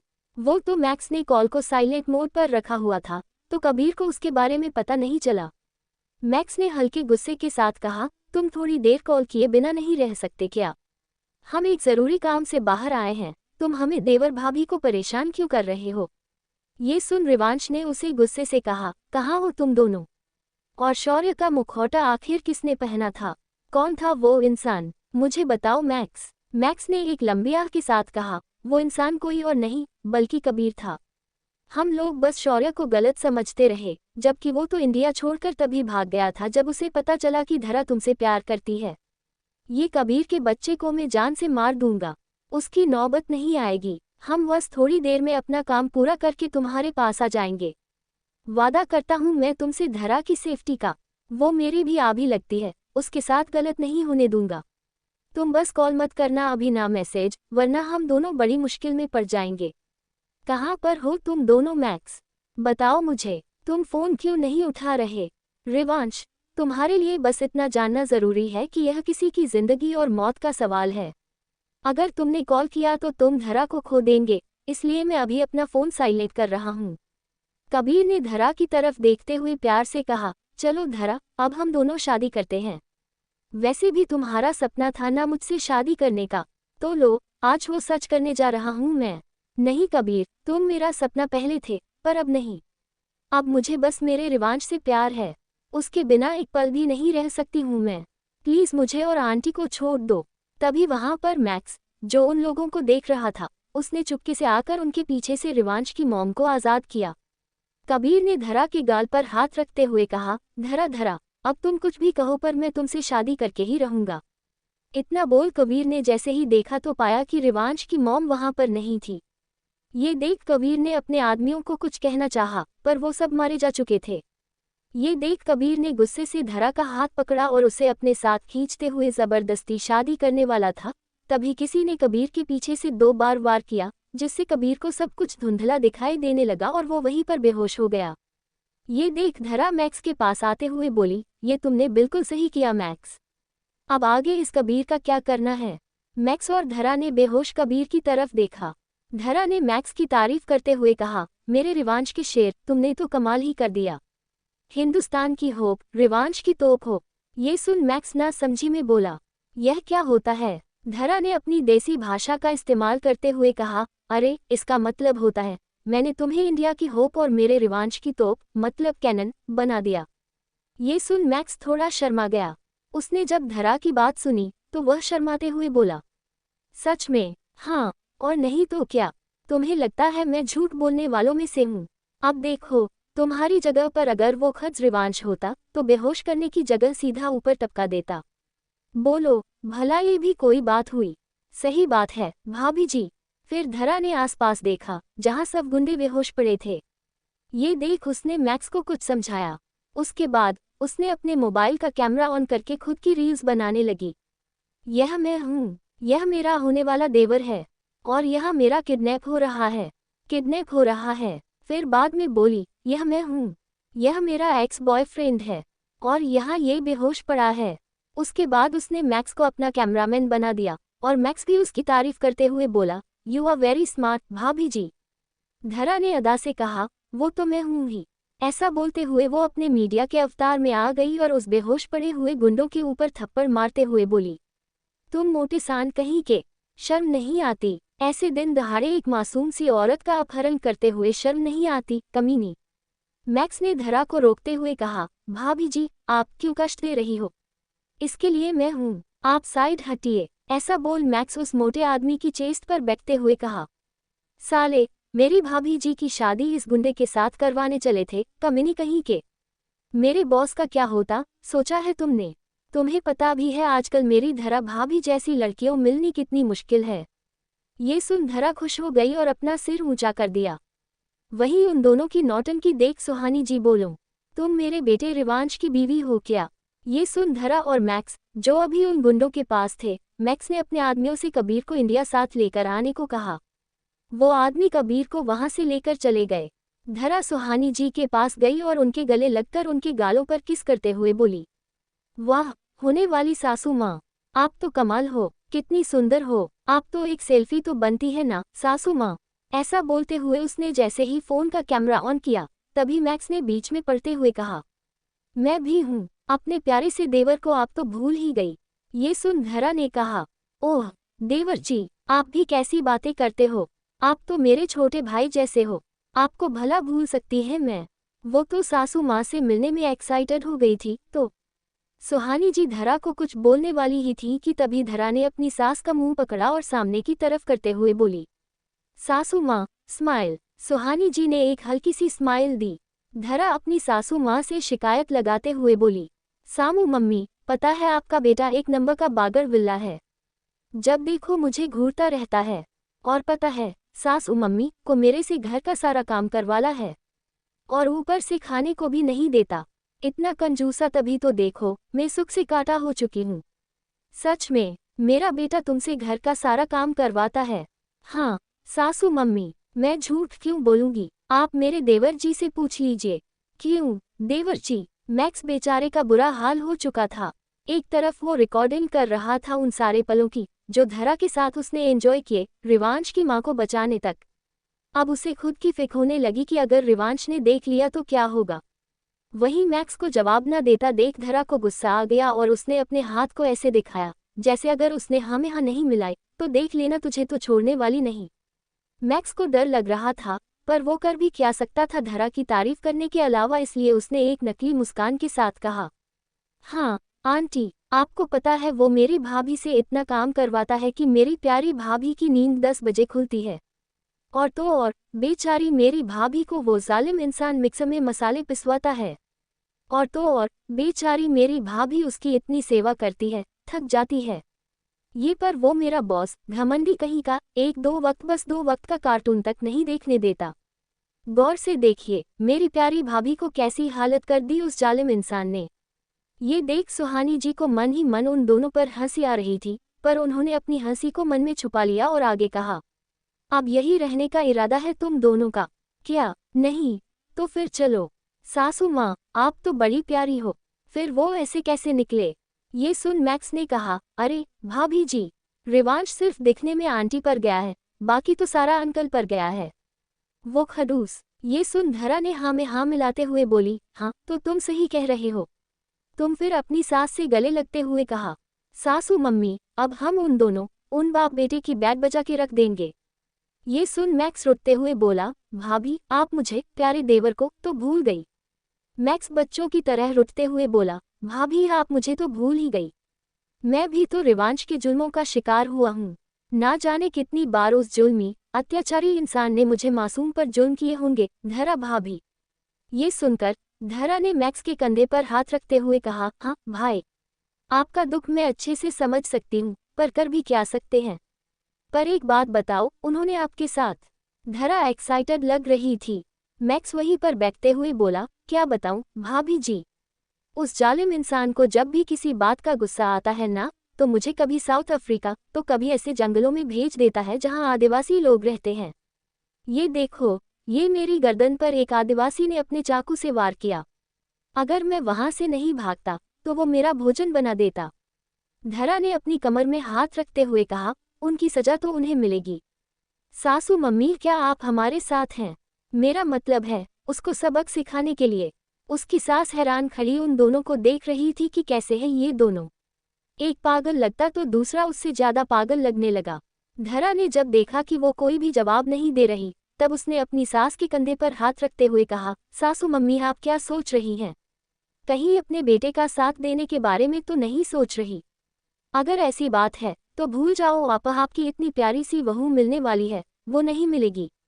आप मेरे को देखो, क्या मेरी आंखों में आपको दर्द नहीं दिखाई दे रहा? नहीं। अपनी सास का जवाब नहीं सुनकर वो हैरान हो गई। फिर उसकी सास ने बात बदलते हुए कहा, मेरा मतलब है पहले मैं अपने उस बेटे को भी देखना चाहती हैं। क्या अब हम लोग चल सकते हैं उनके पास? कहते कहते उन्होंने अपने उन दिनों को याद किया जब वो बहुत खुश थी। मैक्स और धरा ने कहा, हाँ बिल्कुल, चलिए। मैक्स और धरा दोनों उनसे बातें करते रहे, उनका मन बहलाते रहे। थोड़ी देर में कार अपनी डेस्टिनेशन पर पहुंची। रिवांश और अब्रम दोनों उन दोनों का ही वेट कर रहे थे। अभम जी ने रिवांश की तरफ देखते हुए कहा, क्या वो इतना वेट करवाती है तुमसे जब वो बाजार से कोई गिफ्ट लेने जाती है तुम्हारे लिए? रिवांश ने एक नकली मुस्कान के साथ कहा, बिल्कुल, अब पता चला ससुर जी कितना वेट करवाती है, और गिफ्ट भी ऐसे लेकर आती है कि पूछो मत। क्या गिफ्ट दिया मेरी बेटी ने तुम्हें? उन्होंने अपनी आंखों में एक चमक लिए पूछा, मानो वो धरा की सारी नादानियां जीना चाहते हो। कुछ खास नहीं, एक बार मुझे उसकी किसी बात का गुस्सा आ गया तो मैंने बस थोड़ा सा उस पर चिल्ला दिया। बदले में उसने पता है क्या किया? मेरे लिए वो केक लेकर आई। भला अब आप ही बताओ, कौन सी गर्लफ्रेंड अपने बॉयफ्रेंड के लिए ऐसा करती है? मैं करती हूँ। जब उन दोनों की नज़रें धरा की तरफ हुई तो वो हैरान हो गए, क्योंकि धरा के साथ उसकी सास सुहानी जी भी थी। धरा ने मुंह बनाते हुए कहा, ये रहा आपका बेटा जिसने मुझ मासूम पर और मेरे प्यारे देवर पर जुल्म किया है। देखो अब भी कैसे उल्लू की तरह घूर रहे हैं मुझे। धरा के डैड बोले, ये सब क्या है धरा बेटा? और ये कौन है? ये सुनकर धरा ने कहा, बड़ी लंबी कहानी है, जेट के अंदर सुनाती हूँ। ऐसा बोलकर वो आगे आगे चलने लगी। पीछे से मैक्स भी उसके कदम में कदम मिलाते हुए बोला, जहाँ मेरी भाभी जी वहाँ पर मैं। रिवांश ने अपने सिर पर हाथ रखते हुए कहा, कुछ नहीं हो सकता इन दोनों का। ऐसा बोलकर वो तीनों भी अंदर चले गए। वहीं दूसरी तरफ इंडिया में रुद्र को खुशी पर गुस्सा आ रहा था। भला वो उन दोनों के प्यार को कैसे भूल सकती थी? चाहे कुछ भी हो, पर खुशी को तीसरे आदमी को लेकर नहीं आना चाहिए था। वो उस असद से शादी करना चाहती थी जिसने उससे खुशी को दूर करने की साजिश की थी। ऐसा सोचकर उसने गुस्से से टेबल पर अपना हाथ जोर से मारते हुए कहा, खुशी। पीछे से एक आवाज उसके कानों में पड़ी, मेरा गुस्सा तुम इस बेजान पड़ी चीजों पर क्यों निकाल रहे हो रुद्र? रुद्र ने पीछे मुड़कर देखा तो वहां पर असद था। असद को देखकर रुद्र का गुस्सा सातवें आसमान पर पहुंच गया। उसने असद को कॉलर से पकड़ते हुए गुस्से से कहा, कमीने, तेरी हिम्मत कैसे हुई मेरे सामने खड़े होने की? हाँ, समझता क्या हो तुम खुद को? ये सुनकर असद ने उससे खुद को दूर किया और उसने एक सवाल करते हुए पूछा, तुम बस एक सवाल का जवाब दो मुझे। अगर तुम्हारी बहन को कोई लड़का मंडप पर छोड़कर चला जाता और उसके साथ ले जाता तुम्हारी बहन के सपने, उसकी उम्मीदें बहाकर कोई आदमी ले जाता, तो कैसा लगता तुम्हें? जब तुम्हें ये पता चलता कि वो आदमी तुम्हारी जिंदगी भर की जमा पूंजी को भी अपने साथ उड़ा कर ले गया, तो कैसा लगता तुम्हें? हाँ। ये सुनकर रुद्र ने अपनी तेज आवाज के साथ कहा, जान ले लेता उस इंसान की। उस इंसान को जिंदा रहने का कोई हक नहीं है। अच्छा मिस्टर रुद्र प्रताप, और आपने किया वो सही था क्या? कभी अपने दिल से पूछना, तुम खुशी को गलत कह रहे हो। कभी अपना दिल झांका है तुमने कोई कसर नहीं छोड़ी खुशी को परेशान करने की। वो बेजारी शादी के मंडप में तेरा इंतजार कर रही थी, तब तुमने कैसी बातें की? तू जानता भी है, मैं बताता हूँ, तुमने सबसे सामने भरे समाज में उसकी इज्जत उछाल दी। जानते भी हो उस पर क्या बीती थी तब? वो मरने जा रही थी तुम्हारे कारण। आज जो खुशी तुम अपने सामने देख रहे हो, वो मेरी देन है। तुम्हारे कारण खुशी के डैड इस दुनिया में नहीं रहे। ये बातें सुनकर रुद्र का दिल थक गया। नहीं, ऐसा नहीं हो सकता, मैं खुशी के साथ इतना बुरा नहीं कर सकता। लेकिन तूने किया है रुद्रा, असद ने कहा। तो रुद्र की आंखें ज्वाला सी जल उठीं। उसने नफरत से कहा, मैंने उसे मंडप पर छोड़ा था, तो वो भी मुझे मंडप पर छोड़ जा सकती थी। पर उसने एक लेटर मेरे नाम छोड़ दिया जिसमें उसने बेशर्मी की हद पार कर दी। ये सुनकर असद ने सवाल करते हुए पूछा, तो क्या लिखा था ऐसा उसमें जिसके कारण तुम इतना गुस्सा हो उससे आज भी? उसने उस लेटर में ये लिखा था कि मैं, यानी रुद्र, उसे कभी खुश नहीं कर सकता। बिस्तर पर उसने एक पल के लिए भी मेरा ख्याल नहीं आया। मेरी मदोंगी पर सवाल उठाते हुए, जबकि सच वो भी जानती है। जब मेरे बारे में लिखना बंद हो गया, तब उसके बाद उसने मेरी माँ के बारे में उल्टा सीधा कहा। मेरी माँ ने उसे बेटी की तरह समझा, और उसने क्या किया? उसने ये कहा कि वो एक लालची सास है, जो अगर कोई उनके घर पर मेहमान आए, उनसे भी छीन सकती है उनके गहने जेवर को। तुम जानते हो, असदल जिस लड़के पर यह इल्जाम लगे कि वो बिस्तर पर किसी लड़की की तड़प को शांत नहीं कर सकता, तब कैसा फील होता है? खुशी पर इतना गुस्सा आता है, मन करता है कि दिखाई ही दूं उसे एक बार। पर पता है, मेरी माँ के दिए हुए संस्कार ऐसे नहीं कि एक लड़की के साथ जबरदस्ती करूं। पता है असद, एक औरत जब सबके सामने यह बात कह दे कि उसका पति उसे खुश नहीं रख सकता, तो लोग उसके बारे में कैसी कैसी बातें करते हैं। एक लड़की में चाहे कितनी भी कमी हो, उसे यह समाज स्वीकार कर ही लेता है, पर जब एक मर्द का नपुंसक होना, ये समाज जीने नहीं देता। दिल तो चाहता है कि उसकी जान ले लूं, लेकिन नहीं ले सकता। अपने दिल के हाथों मजबूर हूं जो ठहरा। रुद्र की बात को सुनकर असद ने अपनी धीमी आवाज में कहा, पर मुझे नहीं लगता कि उसने ऐसा कुछ भी किया होगा। तुम मुझे लेटर दिखा सकते हो। क्या तुम मजाक उड़ाना चाहते हो मेरा? नहीं, मैं तुम्हारी तरह नहीं हूँ। तुम्हें एक सबसे बड़ा सच बताने वाला हूँ, जो तुमने सोचा भी नहीं होगा। पर उसके लिए प्लीज मुझे वह लेटर दिखाओ। रुद्र ने लेटर निकालकर असद के सामने रख दिया। असद बड़े ध्यान से उस लेटर को पढ़ने लगा। उस लेटर में लिखा था, प्रिय रुद्र प्रताप, तुम्हें अब तक तो ये बात पता चल ही चुकी होगी कि मैं यहाँ शादी से भाग रही हूँ, लेकिन मैं क्यों भाग रही हूँ ये भी सुन लो, ताकि तुम मेरा कभी पीछा ना कर सको। तुम एक ऐसे मर्द हो जो किसी भी लड़की को बिस्तर पर संतुष्ट नहीं कर सकते, इसलिए मैं तुमसे शादी नहीं कर सकती। पर मुझे उस लड़की के लिए ज़रूर बुरा लग रहा है जिसकी शादी अब तुमसे होगी, क्योंकि अब मैं तो तुमसे शादी करने से रही। मैं एक नपुंसक से तो शादी नहीं कर सकती ना। अब तुमसे शादी करके मुझे अपनी जिंदगी बर्बाद थोड़ी ना करनी है। और तुम्हारी माँ, पता नहीं इतनी लालची औरत मैंने जिंदगी में नहीं देखी। बात बात में सोने के गहने मांगने लग जाती है, लालची कहीं की। अब मैं तो आज़ाद हो रही हूँ तुमसे। ये लेटर इसलिए लिख रही हूँ ताकि तुम मेरे पीछे आने से पहले 100 बार सोचो कि मुझे तुम में कोई दिलचस्पी नहीं। दुआ करना कि हम फिर ना मिले। तुम्हारी कभी ना होने वाली पत्नी, चाहत उर्फ खुशी। असद हैरानी से उस लेटर को पढ़ते हुए बोला, यह नहीं हो सकता। वह ऐसा लिख ही नहीं सकती। तुम्हें कैसे यकीन होगा इस पर? तुम तो उसके आशिक जो ठहरे, उसी को सही समझोगे। आखिर तुम भी तो उसके जैसे हो। वह ये लेटर इसलिए नहीं लिख सकती क्योंकि उसने जो लेटर तुम्हारे लिए लिखा था, वह मेरे पास ही है। असद की बात सुनकर रुद्र उसे ऐसे देख रहा था जैसे उसे उसकी बातों पर विश्वास न हो। रुद्र को खुद को ऐसे देखता पाकर असद ने अपनी बात जारी रखते हुए कहा, हाँ रुद्र, मैं बिल्कुल सच कह रहा हूँ। लेटर खुशी ने लिखा था तुम्हारे लिए, पर यह बात बिल्कुल गलत है कि उसने लेटर में कुछ भी बुरा भला कहा हो तुम्हें। क्योंकि जो लेटर खुशी ने तुम्हारे लिए लिखा था, वह लेटर मैंने पहले से अपने पास रख दिया था ताकि तुम खुशी के पास न आ सको, उसे मुझसे दूर न कर दो फिर से। मैं उसे खोना नहीं चाहता था। ओह, मतलब तुम्हें भी खुशी ने छोड़ दिया है और अब वह फिर से मेरे पास आना चाहती है। सच में मैंने खुशी जैसी बेशर्म लड़की आज तक नहीं देखी, जो अपने आशिक को सफाई देने भेजती हो। पर एक बात कान खोलकर सुन लो, मैं तुम दोनों के झांसे में नहीं आने वाला। तभी असद ने अपनी जेब से लेटर निकालकर रुद्र को देते हुए कहा, ये लेटर जो तुम्हारे लिए लिखा था खुशी ने, यह मैंने अपने पास संभाल कर रखा था। और यकीन मानो मेरा रुद्र, ऐसा एक भी पल नहीं गया होगा जब तुमसे नफरत ना हुई हो।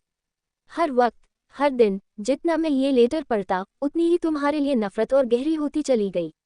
इसलिए ये लेटर तुम्हें लौटाकर मैं उस नफरत की वजह को खत्म करने जा रहा हूँ, और मैं अब किसी नई जगह जाकर एक नई शुरुआत करना चाहता हूँ। क्योंकि अब मैं समझ चुका हूँ कि इस एक तरफा प्यार में कुछ भी नहीं सीखा है। इसमें ना तो मैं और ना ही खुशी खुश रह पाएंगे। और हाँ, ये लेटर जो तुम्हारे पास है, वह फेक है। जिस इंसान को खुशी और तुम्हारे रिश्ते से प्रॉब्लम थी, उसने ये लेटर लिखा होगा। इतना बोलकर असद वहां से चला गया। असद के जाने के बाद रुद्र ने उस लेटर को अपने हाथ में लेते हुए कहा, मैं भी तो देखे जरा, उस खुशी ने ऐसा क्या लिखा था मेरे लिए। इतना बोलकर उसने वह लेटर पढ़ने लगा। प्रिय रुद्र प्रताप, मुझे पता है आपको जब ये लेटर मिलेगा तो आप मुझसे नफरत करेंगे, और करनी भी चाहिए। प्यार तो मुझे आपसे इतना हो गया है कि आपके बिना एक पल के लिए जीना भी मुश्किल हो गया है मेरे लिए अब। पर यह शादी छोड़कर जा रही हूँ मैं, क्योंकि कल को आपको मेरा सच पता चल गया तो आप मुझे एक धोखेबाज लड़की समझेंगे। इसलिए किसी ऐसी लड़की से शादी करना जो आपको प्यार करे, ना कि मेरी जैसी धोखेबाज हो। तो आप मुझसे नफरत करेंगे। आपकी नफरत में बर्दाश्त नहीं कर पाऊंगी। तुम्हारी हर चीज़ मेरे लिए सबसे अनमोल है, पर मैं इन सारी महंगी चीज़ों और तोहफों को यहीं छोड़ रही हैं। और साथ ही, मैंने तुम्हारी माँ ने जो गहने मुझे दिए थे, वह मैंने अपनी नकली माँ को दिए हैं ताकि वह तुम्हें वापस दे दें। अपने साथ मैं यहाँ से सिर्फ तुम्हारी बनाई हुई पेंटिंग लेकर जा रही हूँ ताकि यह मुझे तुम्हारे होने का एहसास हमेशा करवाता रहे। तुम्हारी चाहत, खुशी। खुशी का लेटर पढ़कर रुद्र वहीं धड़ाम से बैठ गया। उसके कानों में वह सारी बातें गूंज रही थी जो उसने खुशी से कही थी। रुद्र ने अपने चेहरे पर थप्पड़ मारते हुए कहा, रुद्र, तू सबसे बड़ा बेवकूफ़ है। तूने ये सोच भी कैसे लिया कि खुशी तुम्हारे बारे में गलत बोल सकती है? अपनी नफरत की आग में तू इतना अंधा हो गया था कि तुझे उसकी सच्चाई नजर नहीं आई। इतना बोलकर रुद्र ने अपने दोनों हाथों को जोर से दीवार पर मारा। अंदर से उसकी आवाज़ों को सुनकर बाहर खड़े स्टाफ मेंबर्स ने मैनेजर से उसके बारे में बताया। तभी वहां पर खुशी बाहर से कुछ सामान लेकर आए और जैसे ही वह जाने को हुई तभी मैनेजर ने उसे रोकते हुए कहा, खुशी जी अंकल, खुशी बहुत बड़ी गड़बड़ हो चुकी है। वह हमारे जो वीआईपी गेस्ट थे ना, रुद्र प्रताप, उन्होंने लगता है खुद को कुछ कर लिया है। हमें जल्दी से कुछ करना होगा। ये सुनकर खुशी ने तेज आवाज में कहा, क्या कहा अंकल? उन्हें कुछ हो गया। इतना बोलकर खुशी की आंखों में आंसू आ गए। खुशी को रोता देख मैनेजर को कुछ कुछ बातें समझ में आ रही थी। उन्होंने खुशी से कहा, जाओ खुशी, तुम रुद्र को संभालो जाकर। उनकी बात सुनकर खुशी भागते हुए रुद्र के पास चली गई। वहीं दूसरी तरफ सिया जशन के साथ कॉलेज के बाहर रेस्टोरेंट में खाना खा रही थी। तभी सिया ने देखा कि जशन का ध्यान खाने की तरफ नहीं था। ये देख सिया ने उसे हिलाते हुए कहा, जशन, कहाँ खो गई हो तुम? हाँ, ध्यान कहाँ है तुम्हारा? वह कुछ बात है क्या राहुल को लेकर? ये सुनकर जशन ने हिचकिचाते हुए कहा, मुझे लगता है कि राहुल मेरे साथ खुश नहीं है सिया। ये सुनकर सिया हैरानी से बोली, तुम ऐसा कैसे बोल सकती हो जशन? पूरे कॉलेज को पता है कि वह तुमसे कितना प्यार करता है। मैं यह मान ही नहीं सकती कि वह तुमसे प्यार नहीं करता। जशन की आंखों में हल्के से आंसू आ गए। उसने अपने होंठ को धीरे से काटते हुए कहा, सच है सिया, तुम्हें नहीं पता, पर अब से राहुल का पूरा ध्यान पारुल पर है। उसके साथ शॉपिंग जाना, घूमने जाना, और जब वह कहे तब बिना मेरी बात सुने बस पारुल के आगे पीछे घूमना। और पता है सिया, सबसे बड़ी बात, वह मेरे वजन के बारे में बोलता है अब। तुम ही बताओ, क्या मैं ज्यादा मोटी हूँ? हाँ, वह बार बार मेरे वजन के बारे में जब गलत बोलता है तो मुझे गुस्सा नहीं आएगा क्या? बाकी सब लोग मेरे बारे में क्या बोलते हैं मुझे फर्क नहीं पड़ता, पर वह उसे तो मेरे बारे में ऐसी बातें नहीं बोलनी चाहिए थी, वह भी सबके सामने। क्या कहा तुमसे उसने? सिया ने उसके हाथों पर अपने हाथ रखते हुए कहा, क्या कहा उसने, और तू इतनी रो क्यों रही है? सिया, उसने सबके सामने ये कहा कि मोटी भेड़, खाना कम कर दे वरना खा खाकर हाथी बन जाएंगी। और फिर पता है, दूसरे लोग जो मेरा मजाक उड़ा रहे थे वह भी उसका साथ दे रहे थे। और पता है, मैंने ये सोचा था कि कल रात हम साथ में टाइम स्पेंड करेंगे, मेरा बर्थडे सेलिब्रेट करेंगे, पर वह आया ही नहीं। और पाउल के साथ उसके घर पर पार्टी एंजॉय करने चला गया। सिया ने उसे सांत्वना देते हुए कहा, बस करो यार, तुम अब चुप हो जाओ। मुझे लगता है वही ये बात भूल चुका है कि उसे दूसरे लोगों के साथ टाइम स्पेंड करने के साथ साथ तुम्हें भी टाइम देना चाहिए। पर कोई बात नहीं, तुम देखना अब कैसे वह तुम्हारे पीछे पीछे आता है। बस जैसा मैं कहूँ वैसा करते जाना। सिया की बात को सुनकर जशन ने रोते हुए कहा, मैं उसको सबक नहीं सिखाना चाहती, जबकि सच तो मैं भी जानती हूँ, अगर उसे प्यार होता तो मेरा बर्थडे सेलिब्रेट करता, ना कि पारुल के साथ घूमता। तभी उसके फोन पर राहुल की कॉल आई। वह जैसे ही कॉल पिक करने वाली थी तभी सिया ने कॉल काट दी। ये देख जशन रोते हुए बोली, यह क्या किया तुमने सिया?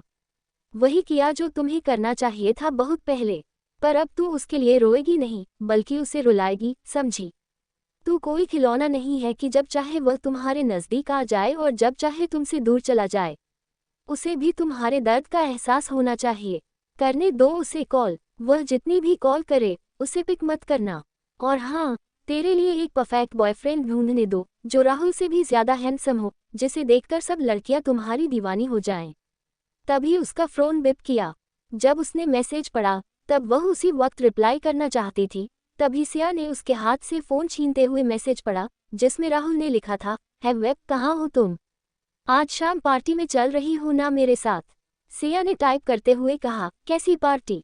वह आज पारुल ने टॉप किया है ना कॉलेज में, तो उससे मुझे क्या मतलब? जिसने टॉप किया है ना, उसे बुलाओ पार्टी में। मुझे कोई शौक नहीं है आने का, समझे? मुझे पता है तुम वहां पर मुझे बुलाकर अपने दोस्तों के सामने मेरी इंसल्ट करवाना चाहते हो। बेबी, कैसी बातें कर रही हो तुम? हो क्या गया है तुम्हें? वह मेरे दोस्त बस ऐसे ही मस्ती मजाक करते रहते हैं, इतना तो चलता है ना यार। मुझे नहीं आना पार्टी में, मुझे कुछ ज़रूरी काम है। इतना मैसेज टाइप करने के बाद सिया ने खुशी से कहा, आज रात ही पार्टी करने जा रहा है तो हम भी जाएंगे, पर उससे पहले तेरा मेकओवर करना पड़ेगा मुझे, और उसके साथ तेरे बॉयफ्रेंड का भी। ऐसा बोलकर सिया उसे सैलून ले आई। उसने जशन के बालों का हेयर स्पा ट्रीटमेंट और बालों को थोड़ा काट दिया। अब उसके बाल उसकी गर्दन तक ही आ रहे थे। ये देख वह रोते हुए बोली, तुमने मेरे बाल काट दिए सिया। तुम्हें पता था ना मुझे मेरे बालों से कितना प्यार था। सिया ने उसके सिर पर हल्की सी चपत लगाते हुए कहा, बेवकूफ लड़की, ये बाल नहीं, पेड़ों की शाखा जैसी लग रही थी। आय बड़ी बोलने वाली, और वैसे भी तेरे बाल हर महीने कटवाने पड़ते हैं तो बस वही समझ, 1 महीने की तो बात है। बालों का तो हो गया, अब तेरी वैक्स भी करवानी पड़ेगी। लेकिन ये करना जरूरी है क्या सिया? हाँ, बिल्कुल जरूरी है। तुम बस देखती जाओ तुम कैसे शाइन करोगी। जशन को बहुत डर लग रहा था, लेकिन सिया कहाँ मानने वाली थी। उसने जशन का हाथ कसकर पकड़ा हुआ था ताकि वह भाग ना सके। जब उसकी वैक्स हुई, जब उसकी एक चीख निकल गई, रे कमीनी सिया, तूने मार डाला रे, हाय राम रे, चुप कर, बहुत बोल रही हो तुम। ऐसा करते हुए सिया ने उसे रेडी करवा दिया था। सिया उसे देखकर खुशी से बोली, अब बस कमी है तो सिर्फ एक चीज की। ऐसा बोलते हुए सिया उसके लिए कपड़े लेकर आई। जशन को थोड़ा लड़कों के कपड़े पहनने का शौक था। वह हमेशा लड़कों की तरह ही पहनती थी, इसलिए राहुल के सब दोस्त उसका मजाक उड़ाते और कहते, इससे तो अच्छी पारुल है, उसे अपनी गर्लफ्रेंड बना ले। जशन को उसकी वह वाले बहुत बुरी लगी थी।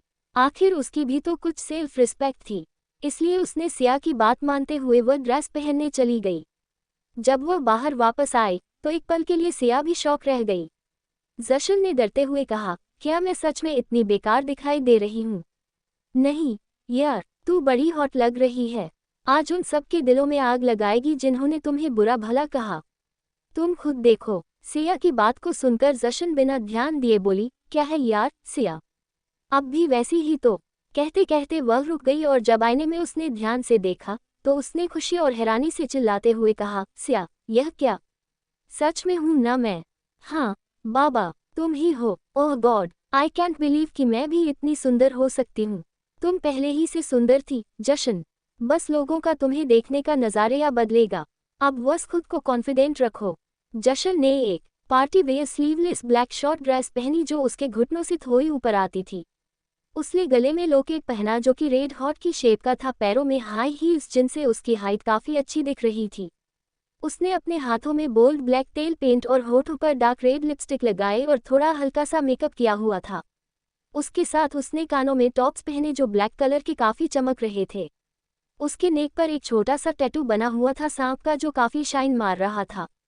बालों को खुला छोड़ रखा था।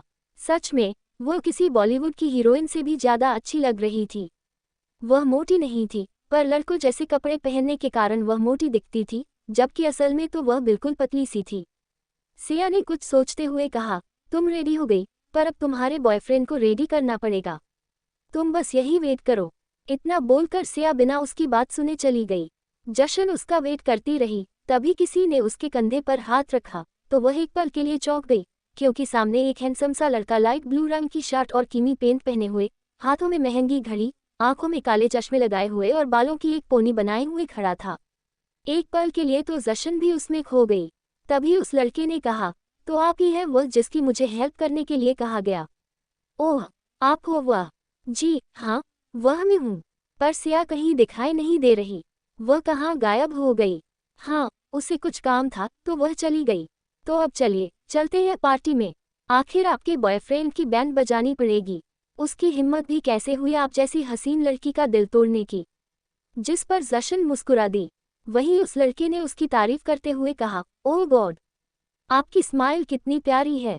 आपकी स्माइल तो ऐसी है जैसे चांद की रोशनी। आप, hi myself Sameer Rawat, nice name, पर आपसे ज़्यादा प्यारा कुछ नहीं हो सकता। जशन उसकी बात को सुनकर थोड़ी अनकंफर्टेबल हो गई, जिसे देख उस लड़के ने प्यार से कहा, डरिए मत, जैसे मैं सिया का दोस्त हूँ वैसे ही आपका भी दोस्त हूँ। जी, ऐसा बोलकर वे दोनों पार्टी के लिए निकल पड़े, पर जशन को अभी भी सिया का ख्याल ही नजर आ रहा था। उसे टेंशन हो रही थी कि कहीं किसी बड़ी मुसीबत में ना पड़ी हो सिया। तो वही वह लड़का जिसका नाम समीर रावत था, वह मन में हंसते हुए बोला, सिया तो तुम्हें अब मिलने से रही। वहीं दूसरी तरफ शिमला में खुशी जैसे ही रूम में पहुंची, उसने देखा रुद्र ने कमरे में काफी शराब पी हुई थी और थोड़ा खून लगा था, ज्यादा नहीं, बहुत थोड़ा, और नीचे जमीन पर उसका लाल रंग फैला हुआ था। ये देख खुशी हंसते हुए बोली, इसे कहते हैं खोदा पहाड़, निकली चूहिया। उसने बाहर खड़े मैनेजर से कहा, इतनी सीरियस प्रॉब्लम नहीं है। वह बस कुछ रंग थे, लाल, जो बाहर आ गए थे। अच्छा, तो डॉक्टर को बुलाऊं? नहीं, आप नीचे जाकर रिसेप्शन का काम देखिए, मैं इन्हें संभालती हूँ। ओके, खुशी, तुम ख्याल रखना, कोई भी ज़रूरत पड़े तो मुझे पर्सनली कॉल कर देना। खुशी ने रुद्र के चेहरे पर थोड़े पानी के छींटे मारे, जिससे रुद्र को थोड़ा होश आया। उसने जैसे ही खुशी को अपने सामने देखा, वैसे ही उसने खुशी को अपने गले लगाते हुए बच्चों की तरह कहा, मुझे माफ़ कर दो, खुशी। मेरी जिंदगी में वापस लौट आओ। मैं सब कुछ ठीक कर दूंगा, प्लीज़। ये सुन खुशी ने अपनी नज़रें चुराते हुए कहा, आप पहले दवाइयाँ लगा लीजिए, हम फिर बात करते हैं। ऐसा बोल उसने जैसे ही उसे दवाइयाँ लगाने की कोशिश की, वैसे ही रुद्र ने अपने खून से सने हाथ को उसके गालों पर रखते हुए कहा, बोलो ना खुशी, तुमने मुझे माफ़ कर दिया ना? ये सुन खुशी ने कोई जवाब नहीं दिया। तब रुद्र ने फिर बड़े प्यार से खुशी का नाम लेते हुए कहा, खुशी, कम से कम एक बार अपने रुद्र की तरफ देखो तो सही। ऐसा बोलते हुए उसने खुशी का चेहरा ऊपर की तरफ किया। तब उसने देखा खुशी की आंखों में आंसू बह रहे थे। ये देख उसके दिल में तेज दर्द हुआ। तभी उसने उसके आंसू साफ करते हुए कहा, खुशी, क्या तुम अब भी मुझसे नफरत करती हो? जिसे सुन खुशी ने फिर भी कोई जवाब नहीं दिया। तब रुद्र को भी गुस्सा आ गया। उसने खुशी को खुद से दूर करते हुए कहा, तुम जाजी यहाँ से, खुशी मैं खुद ही कर लूँगा। और वैसे भी तुम जब मुझसे प्यार ही नहीं करती तो यहाँ पर क्यों हो? हाँ, जाओ यहाँ से। जिसे सुन खुशी ने उस पर चिल्लाते हुए कहा, हर वक्त अपनी मनमानी करनी है आपको? हाँ, पहले शादी के दिन खुद मंडप पर छोड़कर चले गए। जब मैं आपसे बहुत दूर आ गई हूँ, तब आप फिर से मेरी जिंदगी में वापस आ गए। क्या अब मन भर गया है आपका शुमोना से? जिसे सुन रुद्र ने हैरानी से कहा, ये क्या बोल रही हो तुम खुशी? तुम जानती भी हो ना? ये सुन खुशी ने गुस्से से कहा, हाँ, अच्छे से जानती हूँ कि मैं क्या बोल रही हूँ। वो आप ही थे जो सगाई के दिन अपनी गर्लफ्रेंड के साथ थे। जिसे सुन रुद्र ने उसे याद करते हुए कहा, हाँ, अच्छे से याद है वो दिन मुझे, और वो दिन याद करता हूँ तो मुझे खुद पर इतना गुस्सा आता है कि मन करता है कि खुद की जान ले लें। पर तब मजबूर था मैं खुशी, वो सब करने के लिए। बस इतना समझो, तुम कभी ना कभी तुम्हें मेरी मजबूरी का पता चल जाएगा। पर उससे पहले तुम ये बताओ, तुम मुझे माफ़ कर रही हो या नहीं? अगर तुमने मुझे माफ़ नहीं किया तो तुम यहाँ से जा सकती हो। जिसे सुन खुशी ने कहा, आपसे बहुत प्यार करती हूँ, पर मैं आपकी ज़िंदगी में वापस नहीं आना चाहती। क्योंकि भले ही आपने जाने अनजाने में मुझे दर्द दिया हो, लेकिन मैंने तो आपको जानबूझकर हर्ट किया है। आपको मेरा पूरा सच नहीं पता। जिस दिन आपको मेरा पूरा सच पता चलेगा, तब सबसे ज़्यादा नफरत आप करोगे। आपकी नज़रों में मैं एक धोखेबाज बन जाऊंगी, और आपकी नज़रों में मैं अपने लिए और नफरत बर्दाश्त नहीं कर सकती। नहीं खुशी, तुमसे मुझे नफरत ना अब थी, ना पहले।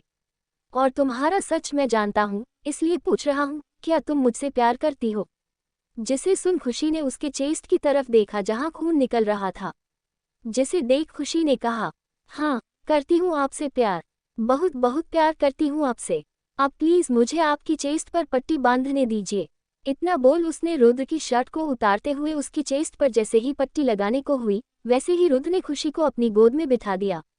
जिसे देख खुशी हल्के गुस्से से बोली, ये आप क्या कर रहे हो रुद्र? वही जो मुझे बहुत पहले कर देना चाहिए था। रुद्र, आप ऐसा करोगे तो मैं कैसे लगा पाऊंगी आपको दवाई? मैं आपका कंसंट्रेशन नहीं लगा पा रही हूँ। जिसे सुन रुद्र ने शरारत से कहा, मैं भी तो अपना काम कर रहा हूँ ना, मेरा ध्यान भी तो अपने काम की तरफ है। क्या मैंने तुम्हें कहा कि मेरा ध्यान अपने काम की तरफ नहीं है? बहस में आपसे कोई जीत सकता है क्या भला? बिल्कुल भी नहीं। इतना बोल रुद्र ने अपने हाथ खुशी की कमर में चलाने शुरू कर दिए। जिसे देख खुशी सिहर उठी। थोड़ी देर बाद जब उसने पट्टी कर दी, तब उसने खुशी से कहा, हो गया काम मेरा, अब चलती हूँ। ऐसा बोल वो जैसे ही जाने को हुई, तभी रुद्र ने उसका हाथ पकड़कर रोकते हुए कहा, अभी कहाँ, अभी तो काम शुरू हुआ है तुम्हारा। इतना बोल उसने खुशी को किस करना शुरू कर दिया। रुद्र उसे पागलों की तरह किस कर रहा था, जैसे वो उसे कहीं छोड़कर चली जाएगी। खुशी के हाथ भी रुद्र के वालों में चलने लगे। तभी अचानक खुशी ने खुद को उससे दूर करते हुए कहा, रुद्र, आपको चोट लगी है? आप कैसे? उसकी फिक्र तुम मत करो, मुझे कोई पेन नहीं हो रही। पर फिलहाल मुझे थोड़ा रोमांस करने दो। इतना बोल उसने खुशी को बेड पर लिटाया और उसकी गर्दन पर किस करते हुए बोला, आज तुम्हें जी भर के प्यार करना है मुझे। इतना बोल उसने खुशी के गालों पर, माथे पर, उसके हाथों और पैरों में बड़े जुनून के साथ किस करते हुए बोला, ये सिर्फ मेरे लिए है, तुम पर सिर्फ मेरा हक है, यानी रुद्र प्रताप का हक। इतना बोलते हुए उसने अपना सिर खुशी के पेट में रखा और खुशी को कसकर पकड़ते हुए कहा, आगे का प्रोसेस अब शादी के बाद होगा। जिसे सुन खुशी के गाल लाल हो गए। उसने शर्माते हुए कहा, रुद्र मुझे जाने दो, काम है मुझे। काम करने के लिए बहुत स्टाफ है यहाँ, लेकिन मेरे लिए कोई भी नहीं। अगर मुझे कुछ चाहिए होगा तो इसलिए तुम यहीं रहो। वैसे भी आज बहुत दिनों बाद सुकून की नींद सो रहा हूँ, तो प्लीज अब मुझे सोने दो। इतना बोल रुद्र गहरी नींद में चला गया। वहीं दूसरी तरफ धरा मैक्स के साथ बैठकर अपनी होने वाली सास और अपने डैड के साथ मिलकर बेचारे रिवांश की शिकायत लगा रही थी। रिवांश की मां को भी बड़ा अच्छा लग रहा था रिवांश की शिकायतें सुनना। तभी रिवांश ने उसे रोकते हुए कहा, धरा बस करो, और कितनी शिकायतें लगाओगी मेरी। हाँ अब तो शांत हो जाओ। ये सुन धरा ने सुहानी जी से कहा, देखा सासू माँ, ये मुझे बोलने तक नहीं देते। कितना बोलती हो तुम धरा, थकती नहीं हो क्या तुम। ये सुन धरा ने मासूम सा चेहरा बनाते हुए कहा, देखा सासू माँ, मैं क्या इतना बोलती हूँ। अरे बस अभी थोड़ी देर तो हुए हैं मुझे अपनी सासू माँ से बात करते हुए और तुम रिवांश मुझे बोलने नहीं दे रहे। वेडवॉयल सासू माँ, आप ही इसे समझाओ ना। वहीं मैक्स भी धरा का साथ देते हुए बोला, हाँ आंटी, धरा भाभी तो बहुत मासूम और भोली है, बिल्कुल गाय जैसी। पर ये रिवांश बिल्कुल चालाक लोमड़ी के जैसे है, हर वक्त मेरी भाभी को परेशान करता रहता है। बेचारी मेरी भाभी। तभी धरा ने अपने फोन से अपनी और अपनी सास की सेल्फी लेते हुए कहा, मैं और मेरी सासू माँ कितनी सुंदर है। इतना बोल धरा मैक्स और अपने डैड के साथ खुश हो गई। तो वही रिवांश की माँ रिवांश पर हंसते हुए बोली, क्या देखकर पसंद किया था तूने इसे। वो माँ, हाँ हाँ समझ गई, मी हो जाती है बच्चों से, गलतियाँ क्या कर सकते हैं इसमें, माँ बाप को तो बच्चों की पसंद में ही अपनी खुशी ढूंढनी पड़ती है। मॉम, ये आप कैसी बातें कर रहे हो। धरा मेरा प्यार है। हाँ मानता हूँ कि वो थोड़ी पागल है, बदवोली है, इसका मतलब ये थोड़ी है कि आप उसके बारे में ये सब बोलो। हाँ मानता हूँ कि मैं धरा से मुझसे कम सुंदर हूँ और वो मेरी जितनी समझदार नहीं, पर आप उसे ऐसा नहीं बोल सकते कुछ भी। ये सुन रिवांश की माँ ने अपने बेटे की तरफ ऐसे देखा जैसे वो किसी पागल को देख रही हो। उन्होंने मुंह बिगाड़ते हुए कहा, मैं तुम्हारी बात नहीं, मैं तो वो धरा की बात कर रही थी। बेचारी कितनी मासूम बच्ची है, प्यारी सी। और एक तुम हो, बिल्कुल अपने बाप पर गए हो, गुस्से वाले अकड़ू। आप मेरी ही मॉम हो ना या धरा की। तभी धरा वहां पर आकर अपनी सास के साथ गले लगते हुए बोली, कल तक ये तुम्हारी मॉम थी, पर अब से ये मेरी सासू माँ है, ठीक। रिवांश हैरानी से उन चारों को देख रहा था, जिन्हें उनसे कोई मतलब ही नहीं था, जैसे उन्हें तो बस धरा से मतलब था। रिवांश को धरा से अब चिढ़ होने लगी थी क्योंकि उसकी माँ का सारा प्यार, सारा ध्यान धरा को मिल रहा था। जिसे देख रिवांश मुंह बनाते हुए बोला, मॉम, मैं आपका ही खून हूं ना, कहीं मुझे आप सड़क से उठाकर तो नहीं लाई थी। रिवांश की माँ ने कहा, ओह, तो तुम्हें सच पता चल गया कि तुम हमारे बेटे नहीं हो। जिसे सुन रिवांश को पता चल गया कि उसकी माँ उसके साथ मजाक कर रही है। जिसे देख उसने धरा को अपनी माँ से दूर करते हुए कहा, मेरी माँ से दूर रहो तुम उन्हें भी अपने जैसा बना दोगी अगर ज्यादा साथ रही तो। रिवांश की माँ ने उसे डॉटते हुए कहा, खबरदार, अगर मेरी बहू को कुछ कहा तो। बेचारी देखो कितनी मासूम और भोली है, और एक तुम हो जो बिना बात के इसे डॉट रहे हो। रिवांश बोला, मॉम, आपको ये मासूम और प्यारी दिखती है। ये देखिए, ये बिल्कुल किसी जंगली बिल्ली के जैसे वार करती है। ऐसा बोलते हुए रिवांश ने अपने हाथ दिखाए जहां धरा के नाखूनों के निशान थे। जिसे देख धरा कुछ कहती, उससे पहले ही धरा के पिता बोले, अगर इतनी ही प्रॉब्लम है मेरी बेटी से तो फिर शादी ही मत करो। धरा बोली, हाँ डैड बिल्कुल सही कह रहे हैं, अब मुझे तो तुमसे शादी नहीं करनी। जाओ जाकर अपने लिए अपनी जैसी ढूंढ लो जो तुम्हारे जैसी घमंडी और अड्डू हो। मैक्स ने भी धरा का साथ देते हुए कहा, हाँ बिल्कुल सही कहा भाभी जी आपने। रिवांश ने उसकी बात सुनकर कहा, बस एक तुम्हारी ही कमी थी जनाब, जो आपने वो भी पूरी कर दी। हाँ तो अगर आप मेरी भाभी को परेशान करोगे तो मैं तो साथ दूंगा अपनी प्यारी भाभी का। उसकी बात सुन रिवांश ने धरा पर हंसते हुए कहा, अच्छा अगर तुम मुझसे शादी नहीं करोगी फिर तो तुम मेरी माँ को अपनी मॉम नहीं बुला सकती, और मैक्स भी तुम्हारा देवर नहीं होगा फिर तो। रिवांश की बात सुन धरा सोच में पड़ गई। जिसे देख धरा के पिता बोले, धरा बेटा, तुम्हें इससे डरने की कोई जरूरत नहीं। तुम अगर मना कर दोगी तो भी तुम अपनी सास और मैक्स से मिलने जा सकती हो, इसलिए मेरी मानो तो तुम छोड़ दो इसे। वही धरा उनकी बात सुन बहुत देर तक सोचती रही, फिर आखिर में मुंह बनाते हुए बोली, नहीं डैड, ये मुझसे बहुत प्यार करते हैं, मेरे बिना रह भी नहीं सकते। अगर मैंने इससे शादी नहीं की तो ये उस पागल आशी अवस्थी से शादी कर लेगा, जो मुझे बिल्कुल भी पसंद नहीं। जिसे सुन रिवांश मन ही मन में खुश हो रहा था, लेकिन तभी धरा की बात ने आगे उसका दिल तोड़कर रख दिया। धरा बोली, अगर ये उससे शादी करेगा तो फिर वो मेरी सासू माँ के साथ रहेगी, और फिर मेरी प्यारी सासू माँ और उसकी जोड़ी ऐसे लगेगी जैसे एक मासूम सी भोली प्यारी औरत और एक दुष्ट चुड़ैल कहीं की। और वो मेरी सास को परेशान भी कर सकती है, इसलिए हम सास बहू की जोड़ी ही सबसे अच्छी है, इसलिए। समझें? हाँ हाँ, अब समझ में आ गया मैं। रिवांश की माँ ने धरा के पिता से कहा, मैं अब जल्द से जल्द आपकी बेटी को अपने घर लेकर जाना चाहती हूँ। जिस पर उन्होंने कहा, समधन जी, मैं जानता हूँ आप धरा को अपनी चहू बनना चाहती है, लेकिन मेरी भी तो ये इकलौती बेटी है, और आज बरसों बाद मैं अपनी बेटी से मिला हूँ, तो कम से कम कुछ समय के लिए रुक जाएंगी आपा। मैं अपनी बेटी के साथ कुछ वक्त गुजारना चाहता हूँ, इसकी शैतानियाँ, इसकी शरारतों को महसूस करना चाहता हूँ। धरा के पिता बोले, तो अभी कुछ समय के लिए तो मेरे पास रहने दीजिए। रिवांश की माँ बोली, ठीक है भाई साहिबा, कुछ समय के लिए हमारी अमानत आपके हवाले है, जिसे हम बहुत जल्द ही वापस लेने आ जाएंगे। तभी जैक लैंड हुआ। रिवांश धरा की तरफ देखते हुए बोला, मुझे कुछ बात करनी है तुमसे। वही धरा रिवांश की नज़रें खुद पर पड़ते देख थोड़ी नर्वस हो गई।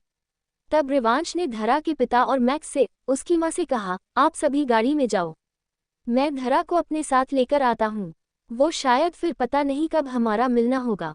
जिस पर धरा के पिता ने कहा, ठीक है, पर तुम्हारी गाड़ी हमारी गाड़ी के पीछे होनी चाहिए।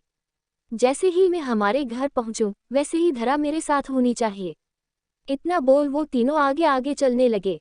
वहीं उनके जाने के बाद रिवांश ने धरा को अपनी बाहों में उठाया और अपनी गाड़ी की तरफ ले जाने लगा।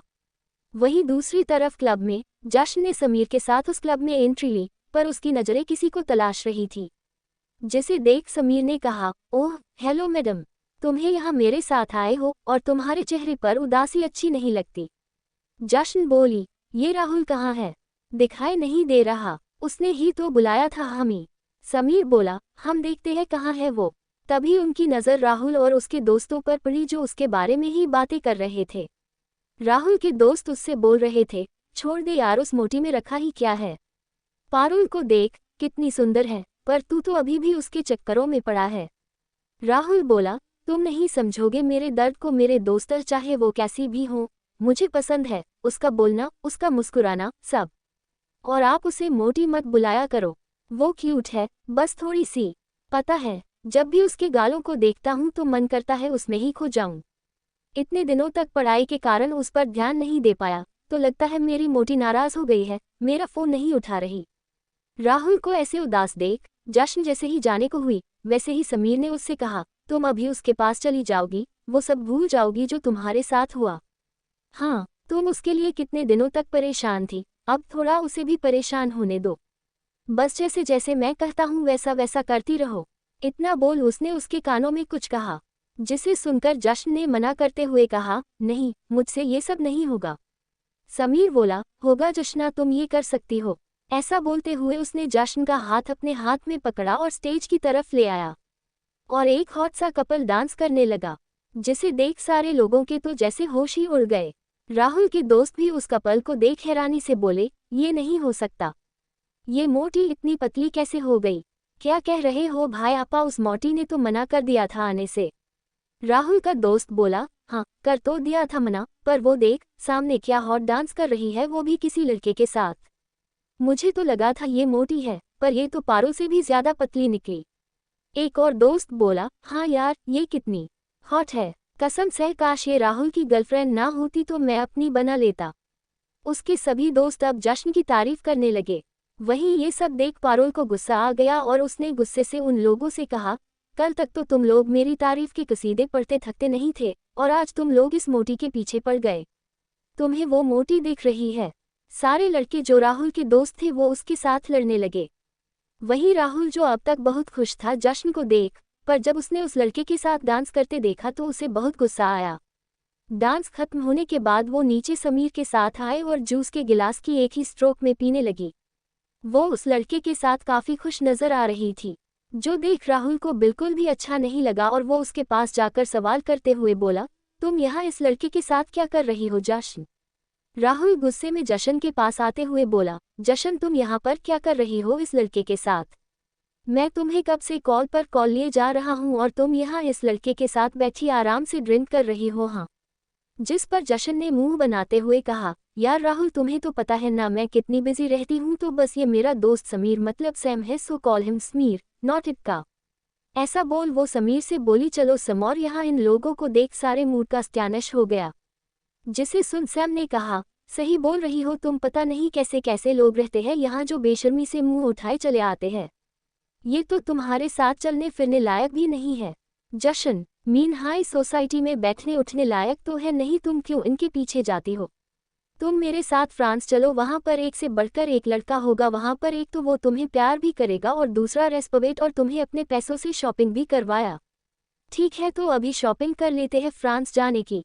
वहीं उसकी बात को सुन राहुल और उसके दोस्त जशन से नाराज होते हुए बोले, तुम ऐसा कैसे कर सकती हो राहुल के साथ? वो यहाँ तुम्हारे लिए परेशान हो रहा है, तुम यहाँ इस लड़के के साथ घूम रही हो। क्यों परेशान हो रहा है? क्या मैंने कहा परेशान होने के लिए? दूसरी बात, मैं कोई छोटी बच्ची हूँ जिसके लिए ये परेशान हो रहा है, या फिर मैंने कहा है इसे परेशान होने के लिए? जिस पर दो लड़के राहुल का साथ देते हुए बोले, जशन तुम ऐसा कैसे कर सकती हो? अभी के अभी राहुल के साथ चलो। जिसे सुन उसने गुस्से से कहा, सुन वे मोटे गेंडे और सुन कालिया, मैं समीर के साथ उसके फ्रांस वाले घर जाना चाहती हूँ, तो इसमें गलत ही क्या? वैसे भी सेम के साथ उसकी बड़ी बहन और बड़ा भाई भी होगा, तो मुझे कोई प्रॉब्लम भी नहीं होगी।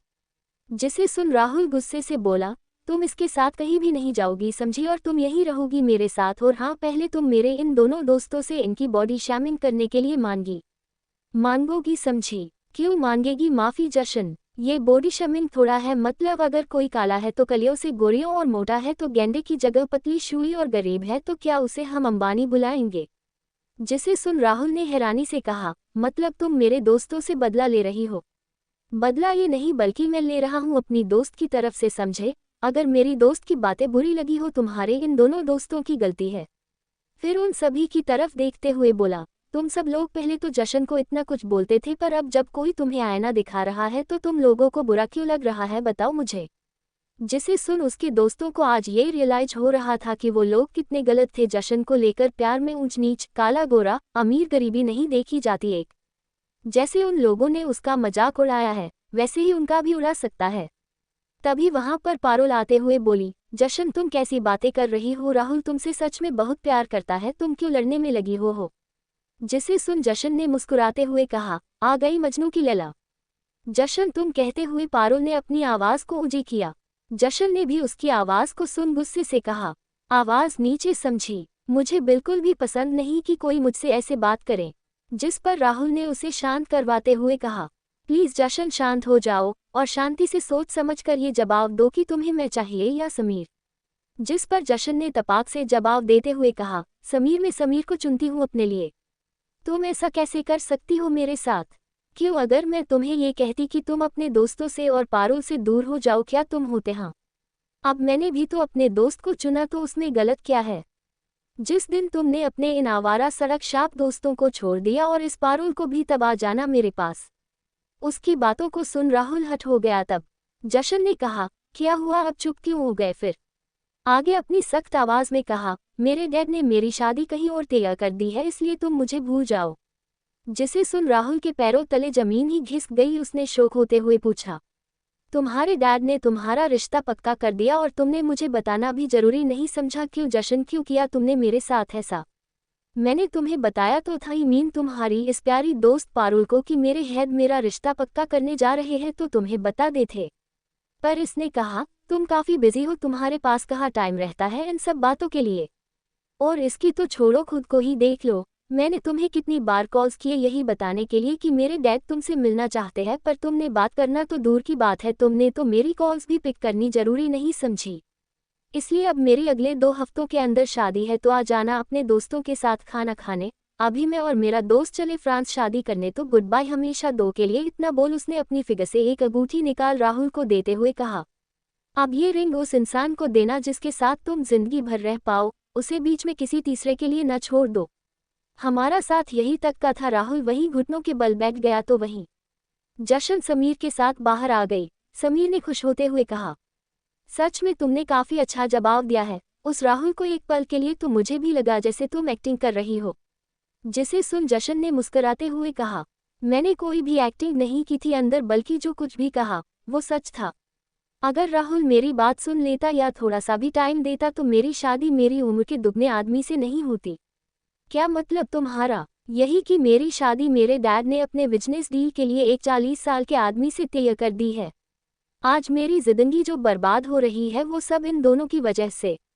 राहुल को तो पता नहीं था, पर पारुल उसे तो मैंने बताया था। वो तो मेरी दोस्त थी, कम से कम वो मेरा साथ देती, लेकिन उसने ऐसा कुछ भी नहीं किया।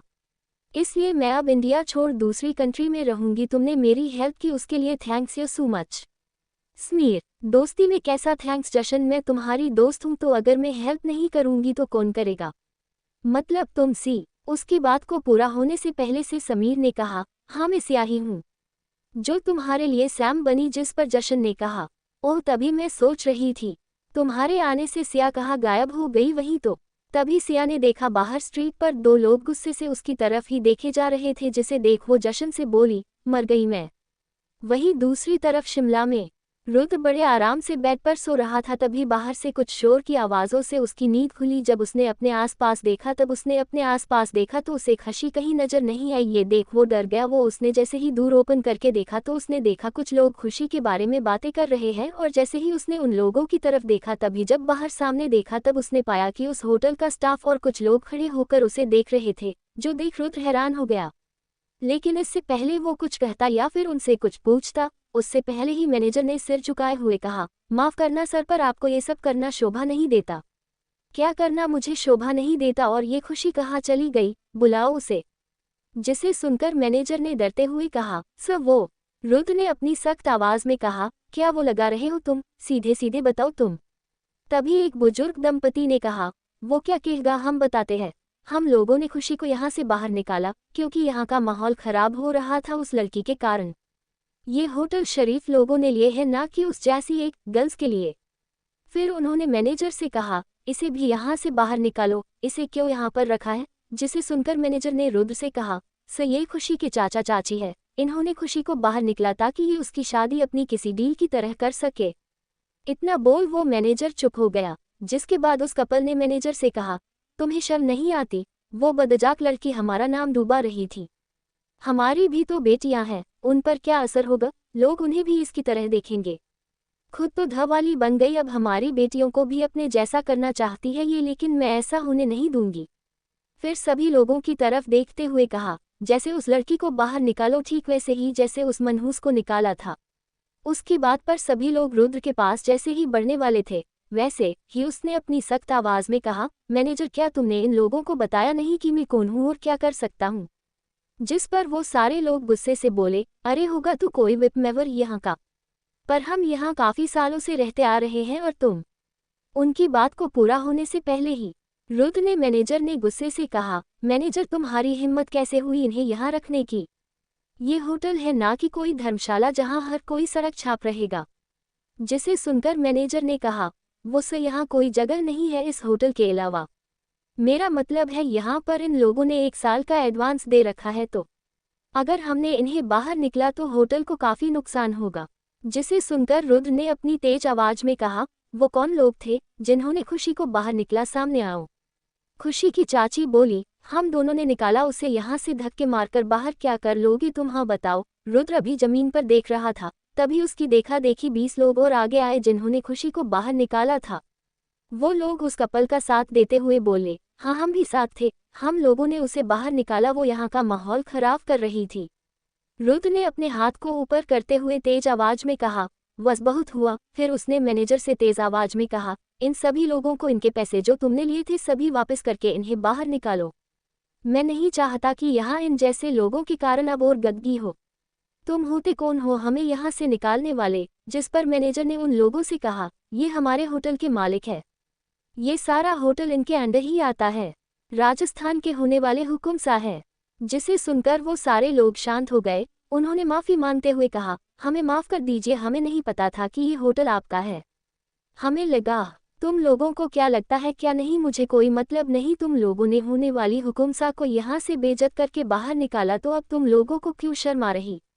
उसके प्यार को बाहर निकाला था। रुद्र ने अपने बॉडीगार्ड्स की मदद से उन सबको बाहर निकाला। फिर उसने मैनेजर से कहा, तुम्हारे सामने रहते हुए इन लोगों ने खुशी को निकाला बाहर, इसलिए मैं अगर चाहूँ तो तुम्हें भी बाहर निकाल सकता हूँ, पर मैं ऐसा नहीं करूँगा क्योंकि मैं जानता हूँ तुमने मेरी खुशी का तब साथ दिया था जब उसे सबसे ज्यादा किसी सहारे, किसी छल की जरूरत थी। इतना बोल रुद्र बिना उनकी बात सुने सड़कों पर अपनी गाड़ी लेकर भाग गया। तभी उसने सामने देखा, कोई जा रहा है। ये देख रुद्र से रहा नहीं गया और उसने गाड़ी रोकते हुए बाहर निकला और जैसे ही उसने उस लड़की का फेस देखा तो पाया वो और कोई नहीं बल्कि खुशी थी। ये देख रुद्र की आंखों में पानी भर आया। उसने खुशी से अपनी रोते हुए कहा, खुशी क्या मैं इतना बुरा हूँ जो तुम मुझे ऐसे छोड़कर चली आती हो?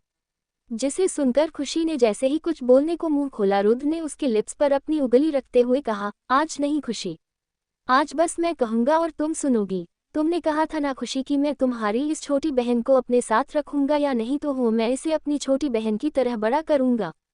ये बात सुन खुशी की छोटी बहन बोली, ओह जीजू, पूरे 18 साल की हूँ मैं और कितनी बड़ी हो जाऊं? जिसे सुनकर रुद्र ने हंसते हुए कहा, अच्छा जी मेरी 5 साहिबा, अगर आप इतनी ही बड़ी हो गई है तो फिर आज आप दूसरी गाड़ी में जा सकती हैं, मेरा मतलब है आज मैं। ओके ओ जीजू, कुछ कहने की जरूरत नहीं, आप दोनों के रोमांस में मुझे कबाब में डी नहीं बनना। इतना बोल दिशा रुद्र की भेजी हुई कार में बैक चली गई। वहीं खुशी ने बच्चों के जैसे मासूम फेस बनाते हुए कहा, ये क्या किया आपने? जिस पर रुद्र ने शरारत से कहा, किया तो नहीं है मिसेज रुद्र प्रताप सिंह, अभी बहुत कुछ करना बाकी है। ऐसा बोल रुद्र ने उसे अपनी बाहों में उठाया और गाड़ी में अपनी बाहों में भरते हुए कहा, आज नहीं, आज बस तुम्हें जी भर के प्यार करना है मुझे। वही खुशी ने धीमी आवाज में कहा, पर ड्राइवर को हमारी आवाजें सुनाई दे जाएगी रुद्र जी। ऐसा बोलते हुए उसने अपने होठों को काट लिया, जिसे देख रुद्र ने पार्टीशन ऑन किया और म्यूजिक सिर्फ इतना लाउड किया जितना कि उन दोनों की आवाजें ड्राइवर के कानों में न पड़े। रुद्र ने खुशी के हाथ पर किस करते हुए कहा, बहुत तड़पा हूं तुम्हारे लिए अब और नहीं। जिसे देख खुशी थोड़ी डर रही थी क्योंकि पिछली बार जब उन दोनों के बीच ये सब कुछ हुआ था तब वो होश में नहीं थी, इसलिए अब ये सब करना। तभी रुद्र ने अपने होठ उसके होठ पर रख दिए। रुद्र के दोनों हाथ उसकी कमर में जा रहे थे। रुद्र ने खुशी की नेक पर किस करते हुए कहा, बस आज के लिए इतना काफी है खुशी, अभी बस एक बार शादी होने दो, फिर तुमसे गिन गिन कर बदला लूंगा। वहीं दूसरी तरफ गाड़ी में धरा रिवांश की चेस्ट पर मारते हुए बोली, बेशर्म आदमी, दूर हो जाओ मुझसे, थकते नहीं क्या तुम? वहीं हमारे रिवांश बाबू, उन्होंने मासूम बनते हुए कहा, अभी तो मैंने कुछ शुरू भी नहीं किया था बेबी, बस तुम ऐसे ही मेरी गोद में पड़ी रहो। तभी धरा को कुछ सख्त चीज का एहसास हुआ। उसने गुस्से में उस पर चीखते हुए कहा, बेशर्म आदमी, अब क्या किया मैंने? रिवांश ने नासमझी में कहा। जिसे सुनकर धरा ने कहा, तुमने नहीं किया पर तुम्हारे उसने तो किया। जिसे सुनकर रिवांश ने अपना हाथ अपनी पैंट पर रखते हुए कहा, धरा तुम तो अब पूरी बेशर्म हो चुकी हो। हाँ मानता हूँ कि हम दोनों की शादी होने वाली है, पर तुम इसे तो मत देखो, तुम्हारा ही तो है ये। जिस पर धरा ने उसकी चेस्ट पर मारते हुए कहा, बेशर्म, सिर्फ तुम्हारे लिए इतना बोल। रिवांश ने धरा का हाथ अपने दिल पर रखते हुए कहा, मेरा दिल सिर्फ तुम्हारे लिए ही धड़कता है धरा, आई लव यू। वही धरा ने भी अपनी बाहें उसकी गले में डालते हुए कहा, बेशर्म हो, जालिम हो तुम, लेकिन फिर भी मुझे तुमसे प्यार है, आई लव यू टू मेरे खडूस। ये बोलना जरूरी था क्या? क्या मैंने तुम्हें कभी कुछ कहा ऐसा? वही वो दोनों लड़ने लगे। तभी उन दोनों से ड्राइवर से पूछा, हे तुम बताओ कौन सही है कौन गलत? तब ड्राइवर ने अपने कानों से रुई निकालते हुए कहा, आपने क्या कहा साहब, हमें सुनाई नहीं दिया। वो आप दोनों की आवाज ना आए झगड़े की तो अपने कानों में रुई लगाई थी। जिसे देख धरा और रिवांश दोनों की हंसने लगे। सिया ने जब सामने देखा तो पाया उसके सामने राघव और टिया खड़ी थी। टिया भागते हुए सिया के पास आए और उसके गले लग गई। वहीं दूर खड़ा राहुल उन दोनों को ऐसे गले मिलते देख मन में बुदबुदाते हुए बोला, मतलब अब भी मेरा चांस है कि जशन मुझे माफ कर देगी। अब उसे मैं कोई शिकायत का मौका नहीं दूंगा। दोस्ती और प्यार में मैंने हमेशा दोस्ती को चुना, पर अब से मैं सिर्फ तुम्हें ही चुनूंगा। वहीं दूसरी तरफ सिया को गले मिलने के बाद टिया ने कहा, सरदार जी आपने अपने बाल काट दिए क्या? पर कुछ भी कहो सरदार जी, आपका ये लुक काफी हॉट लग रहा है। जिसे सुन सिया जे एक मर्दाना आवाज में बोली, जी वो मेरे बाल मुझसे संभाले नहीं जाते थे तो इसलिए काट दिए, वैसे आप भी कहाँ कम हो। खूबसूरती की मिसाल, वे मिसाल कयामत हो आपा। वही उनकी बात को मूंद जशन ने धीरे से सिया के कानों में सवाल करते हुए कहा, क्या ये वही है? जिसे सुन सिया ने अपनी गर्दन हाँ में हिला दी। जिसे सुन जशन ने अपनी हंसी को रोकते हुए कहा, वाह, मतलब तेरे चाहने वालों की कमी नहीं है इस दुनिया में। जिसे सुन सिया ने उसे गहरी नजरों से घूरा। वही दिया ने सिया के हाथ में अपना हाथ देते हुए कहा, वैसे बेबी, ये लड़की कौन है आपके साथ? कहते हुए उसका इशारा जशन की तरफ था, जिस पर सिया ने एक मुस्कान के साथ कहा, ये मेरी दोस्त है, बेचारी का आज ही ब्रेकअप हुआ।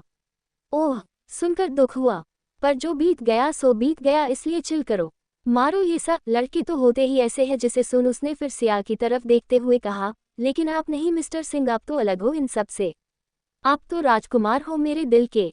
जिस पर राघव ने उसे दूर करते हुए कहा, पहले मुझे तो बात करने दो, सरदार जी से तो करो ना मुझसे बाल, मैंने कौन सा तुम्हें रोका है? जिस पर राघव उसे आंखों से घूरा, जैसा वो बोलना चाहता हो कि तुम अगर धूप नहीं हुई तो यही सड़क पर फेंक दूंगा।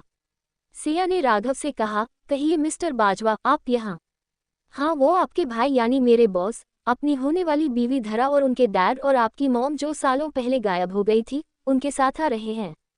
क्या मेरी मॉम जिंदा है? हाँ, वो जिंदा है।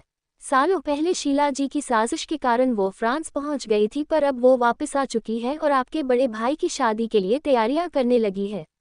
जिसे सुन उसने खुश होते हुए कहा, वाह, ये तो कमाल ही हो गया, मैं अपनी मॉम से मिलूंगा। चलो राघव, मुझसे और वेट नहीं होता। जिस राघव ने दिया को घूरा, जिसे देख दिया ने मुंह विगाहते हुए कहा, हाँ हाँ ले जाओ मेरे सरदार जी को, पर याद रखना मैंने अपना दिल तुम्हारे हाथ में रख रही हूँ, मेरी जान का ख्याल रखना। फिर सिया से कहा, सरदार जी, जैसे ही जेठ जी की शादी तय हो वैसे ही आप मुझे बुला लेना, फिर आपके मम्मी पापा से हम अपनी शादी की भी तारीख निकाल लेंगे। फिर एक ही मंडप में आप, मैं और जेठ जी भाभी जी शादी करेंगे। वैसे मैंने तो ये तक सोच लिया है कि हम हनीमून पर कहाँ जाएंगे और हमारे बच्चों तक के नाम भी सोच लिए हैं मैंने तो। वही जशन को ये सब सुन काफी हंसी आ रही थी। उसने धीरे से सिया के कानों में कहा, वाह, यहाँ तो सारी प्लानिंग की हुई है। वैसे सिया, अगर इसे तुम्हारी हकीकत पता चली कि तुम लड़का नहीं लड़की हो, तब तो इस बेचारी का दिल ही टूट जाएगा। वहीं दूसरी तरफ अनंत ओबरॉय अपनी बीवी को सामने देख थोड़े भावुक हो गए थे। उनके सामने सुहानी जी बैठी थी, वहीं अनंत जी, वो आज सालों बाद अपने उस प्यार को देख रहे थे जिन्हें उन्होंने काफी टाइम पहले खो दिया था। आज सालों बाद वो अपने दिल का हाल बयां नहीं कर पा रहे थे।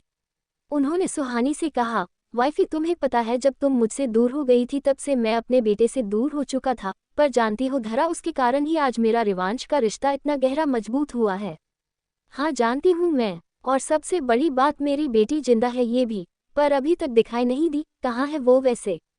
ये सुन उन्होंने जैसे ही कुछ खोलने के लिए मुंह खोला, तभी एक लड़की की प्यारी सी आवाज उनके कानों में गूंज उठी, डैड। तभी उन्होंने सामने देखा, सिया राघव के साथ उनकी तरफ ही आ रही थी।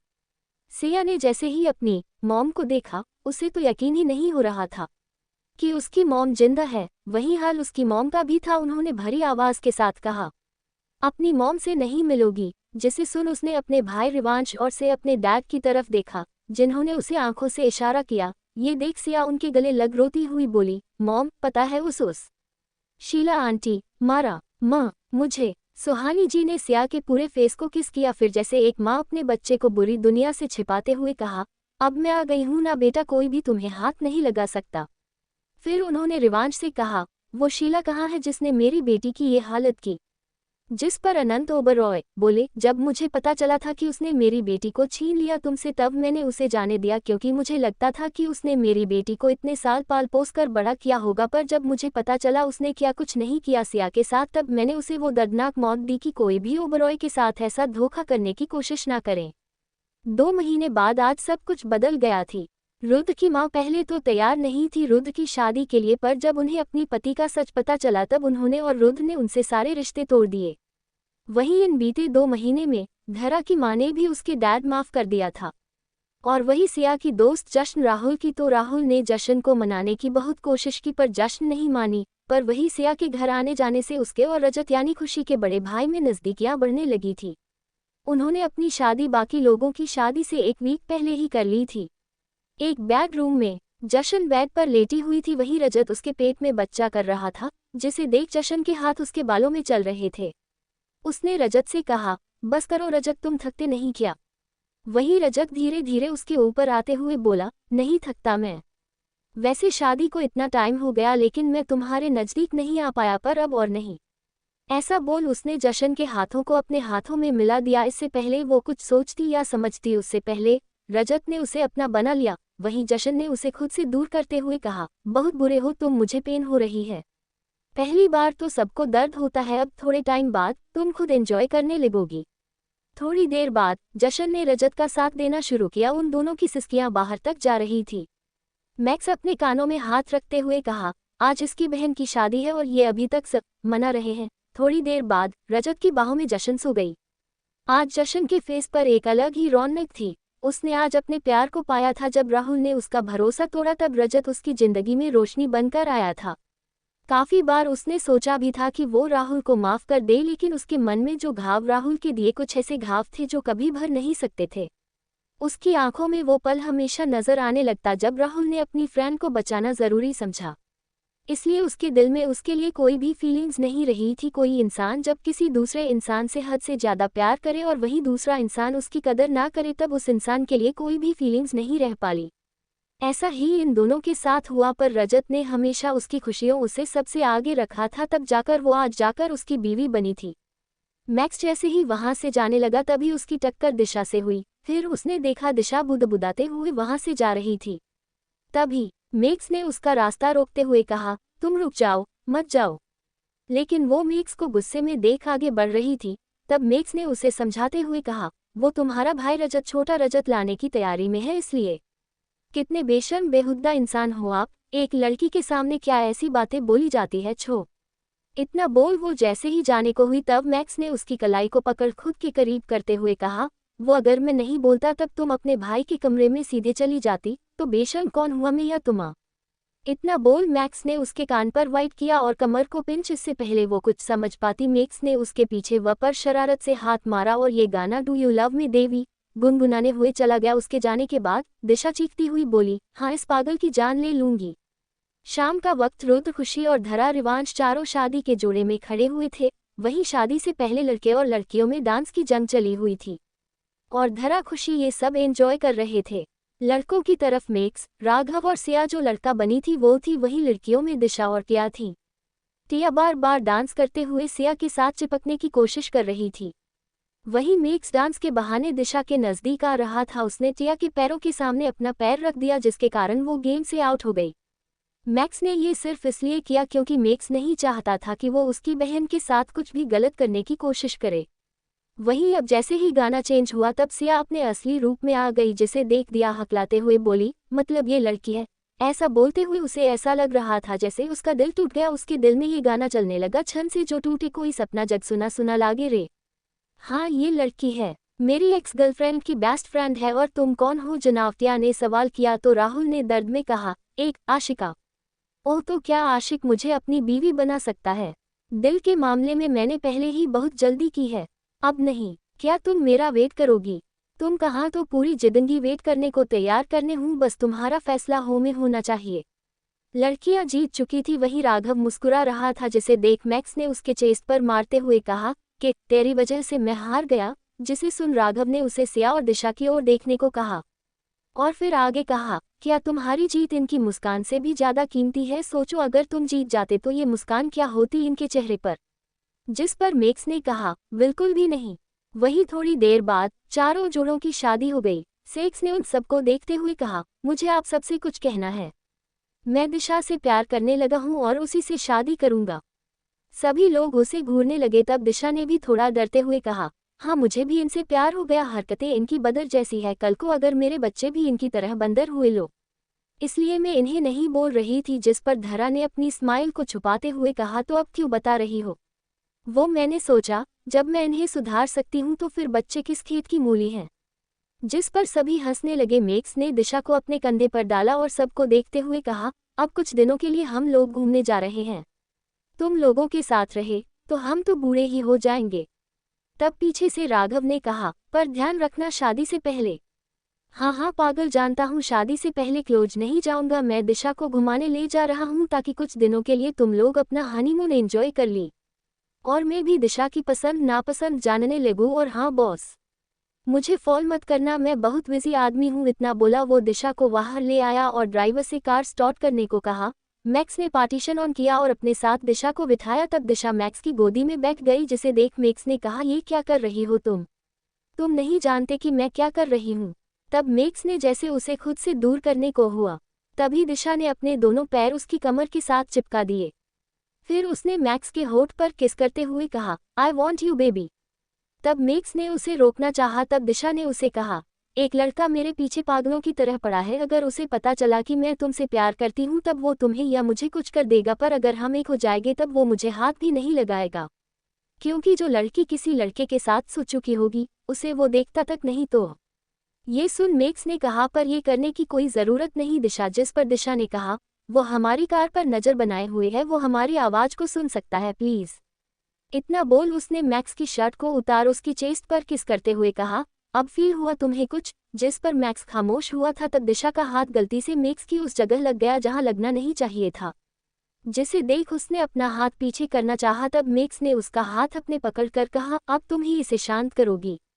दिशा ने जब मैक्स को पूरी तरह से खुश कर दिया तब मैक्स ने कहा, बेबी डॉल शादी के बाद वैसे मुझे मौज होगी, क्योंकि तुम मुझे खुश करो तब मानू ना मैं। मैक्स भी उसे खुश करने में लग गया, भले ही वो दोनों एक ना हुए हो पर एक दूसरे की बाहों में तो थे। मैक्स ने जानबूझकर कहा, वह भी तुम ही बिना कपड़ों के कितनी हॉट लगती हो, मन करता है तुम्हें खा जाऊं तो खा जाओ ना, किसने रोका है। तभी दूसरी तरफ से उन्हें कुछ टूटने और चीखने की आवाज़ें सुनाई दी, पर फिर एकदम से शांति फैल गई। तब जैसे ही दिशा ने ये देखा कि दूसरी तरफ जिसने कैमरा फिट किया था उनके गाड़ी में जब वो सामने वाले शख्स ने दूसरी तरफ से उसे तोड़ दिया, तब उन्हें वो कैमरा मिला जिसे उन्होंने तोड़ कर दिया। वो एक छोटा सा मोबाइल कैमरा था, उसमें आवाज़ ही सुनाई जा सकती थी। मैक्स ने दिशा को खुद से दूर किया, फिर उसे अपने पानी पिलाया और उससे कहने लगा, मुझे माफ़ कर दो। मैंने जब ये देखा कि हमारी सारी बातें दूसरी तरफ से सुनी जा रही है तब जानबूझकर कहा तुमसे, क्योंकि उन दोनों के बीच जो कुछ भी चल रहा था रोमांस, वो सब फेक था। लाइक दिशा का ये बोलना कि तुम मुझे खुश करो, और मैक्स का उसका हाथ पकड़कर ये कहना, तुम ही शांत करोगी मेरे अंदर की गर्मी को, ये सब कुछ फेक था। दिशा ने रोते हुए कहा, आई नो हमने एक दूसरे को हाथ तक नहीं लगाया गलत तरीके से, पर मैंने गंदी बातें की तुम्हारे साथ, अब मैं गंदी हो गई। ये इतना बोल वो रोने लगी, जिसे देख मैक्स ने उसे अपना कोट डालते हुए कहा, चुप, बिल्कुल कुछ गलत नहीं जी, तुम्हारे साथ में हूं ना, बस फिक्र मत करो। और हाँ, शादी से पहले साथ साथ बैठना ठीक नहीं, तो हम थोड़ा दूर दूर रहेंगे, और हाँ, एक ही रूम शेयर नहीं करेंगे, क्योंकि मैं नहीं चाहता लोग तुम पर सवाल उठाए। मेरे लिए तुम जरूरी हो और मेरा प्यार तुम्हारे लिए सबसे पवित्र है। मुझे उन लड़कों से सख्त नफरत है जो पहले तो प्यार के बड़े बड़े दावे करते हैं, फिर अपनी ज़रूरत पूरी करके या तो उन्हें छोड़ देते हैं या फिर शादी करके उन पर एहसान जताते हैं, उनके सपनों को मिट्टी में मिला देते हैं। मैं तुम्हें ये बात पहले ही बता रहा हूँ, जब तक तुम अपने सपने को पूरा नहीं कर लेती हम शादी नहीं करेंगे। जिसे सुन दिशा रोते हुए उसके गले लग गई और कहा, तुम दुनिया की सबसे अच्छे बॉयफ्रेंड हो और तुम दुनिया की सबसे प्यारी गर्लफ्रेंड हो। वहीं दूसरी तरफ रुद्र और खुशी आज दोनों होशो हवास में एक हो चुके थे। रुद्र के फेस पर एक मुस्कान थी, उसकी सोई हुई खुशी को देखकर खुद से वादा करते हुए ये कहा, आज से तुम्हारी जिंदगी में खुशियों की नई सुबह आई है। खुशी, तुम कभी भी अपने इस फैसले पर पुनर्विचार नहीं करोगी। जहां सब लोग अपने लाइफ पार्टनर के साथ खुश थे तो वहीं धरा और रिवांश के कमरे में। धरा बेड पर बैठी आराम से चॉकलेट खा रही थी, तो वहीं रिवांश उसके पांव दबा रहा था। क्योंकि धरा के पीरियड्स आ गए थे तो धरा रिवांश को ताना मारे हुए बोली, मुझे परेशान करने में तो इतनी मेहनत नहीं लगती आपको, और आज आप मेरे पांव दबा रहे हो तो आपकी जान जा रही है। ठीक से करो, अगर मेरे पैरों का दर्द ठीक नहीं हुआ तो बाहर निकाल दूंगी। तो वहीं उसकी बात पर रिवांश उसके पैरों की अच्छे से मसाज करने लगा। वहीं उनका रूम खुला था क्योंकि रिवांश उसके लिए कॉफ़ी और गर्म पानी की बोतल लेकर आया था, जिससे धरा को आराम मिले। वहीं रूम के बाहर रुद्र और खुशी उनकी ताका झांकी कर रहे थे। रुद्र ने थोड़ा जोर से गाना गाते हुए कहा, सुहागरात है, पाँव दबा रहा हूँ मैं, पाँव ना दबा पाया तो रूम से बाहर हूँ मैं। ये गाना सुन धरा जैसे ही उठने को हुई तभी रिवांश ने उसे रोकते हुए कहा, लिटिल बेबी तुम आराम करो, इसको अभी देख कर आता हूँ मैं। इतना बोल रिवांश जैसे ही उठा वैसे ही रुद्र वहां से भागने लगा। थोड़ी देर बाद रुद्र की गर्दन रिवांश के पचे में थी। तब खुशी ने रिवांश से कहा, छोड़ दीजिए ट्रेवर जी, ये तो है ही ऐसे। जिस पर रिवांश ने उसे छोड़ते हुए कहा, साले भाभी जी के कारण छोड़ रहा हूँ तुम्हें। हाँ हाँ, पता है मुझे, पर फिर से रुद्र उसे चढ़ाते हुए वहां से जाने लगा। तभी सुहानी जी ऊपर अनंत जी के सीने पर अपना सिर रखते हुए बोली, आसान नहीं था हमारा सफर, बहुत दुख तकलीफ के साथ बिता, बस अब आगे से मेरे इस परिवार को किसी की बुरी नजर ना लगे। जिस पर अनंत जी मुस्कुराते हुए बोले, रिवांश है ना, और उसके साथ रुद्र, मेक्स, राघव जैसे दोस्त और हमारी बहू भी तो है। हाँ, आज बहुत खुश हूँ मैं, हमारा परिवार आज पूरा हो चुका है। डियर रीडर्स, धरा रिवांश का साथ यही तक का था। होप आपको इसका अंत अच्छा लगा हो।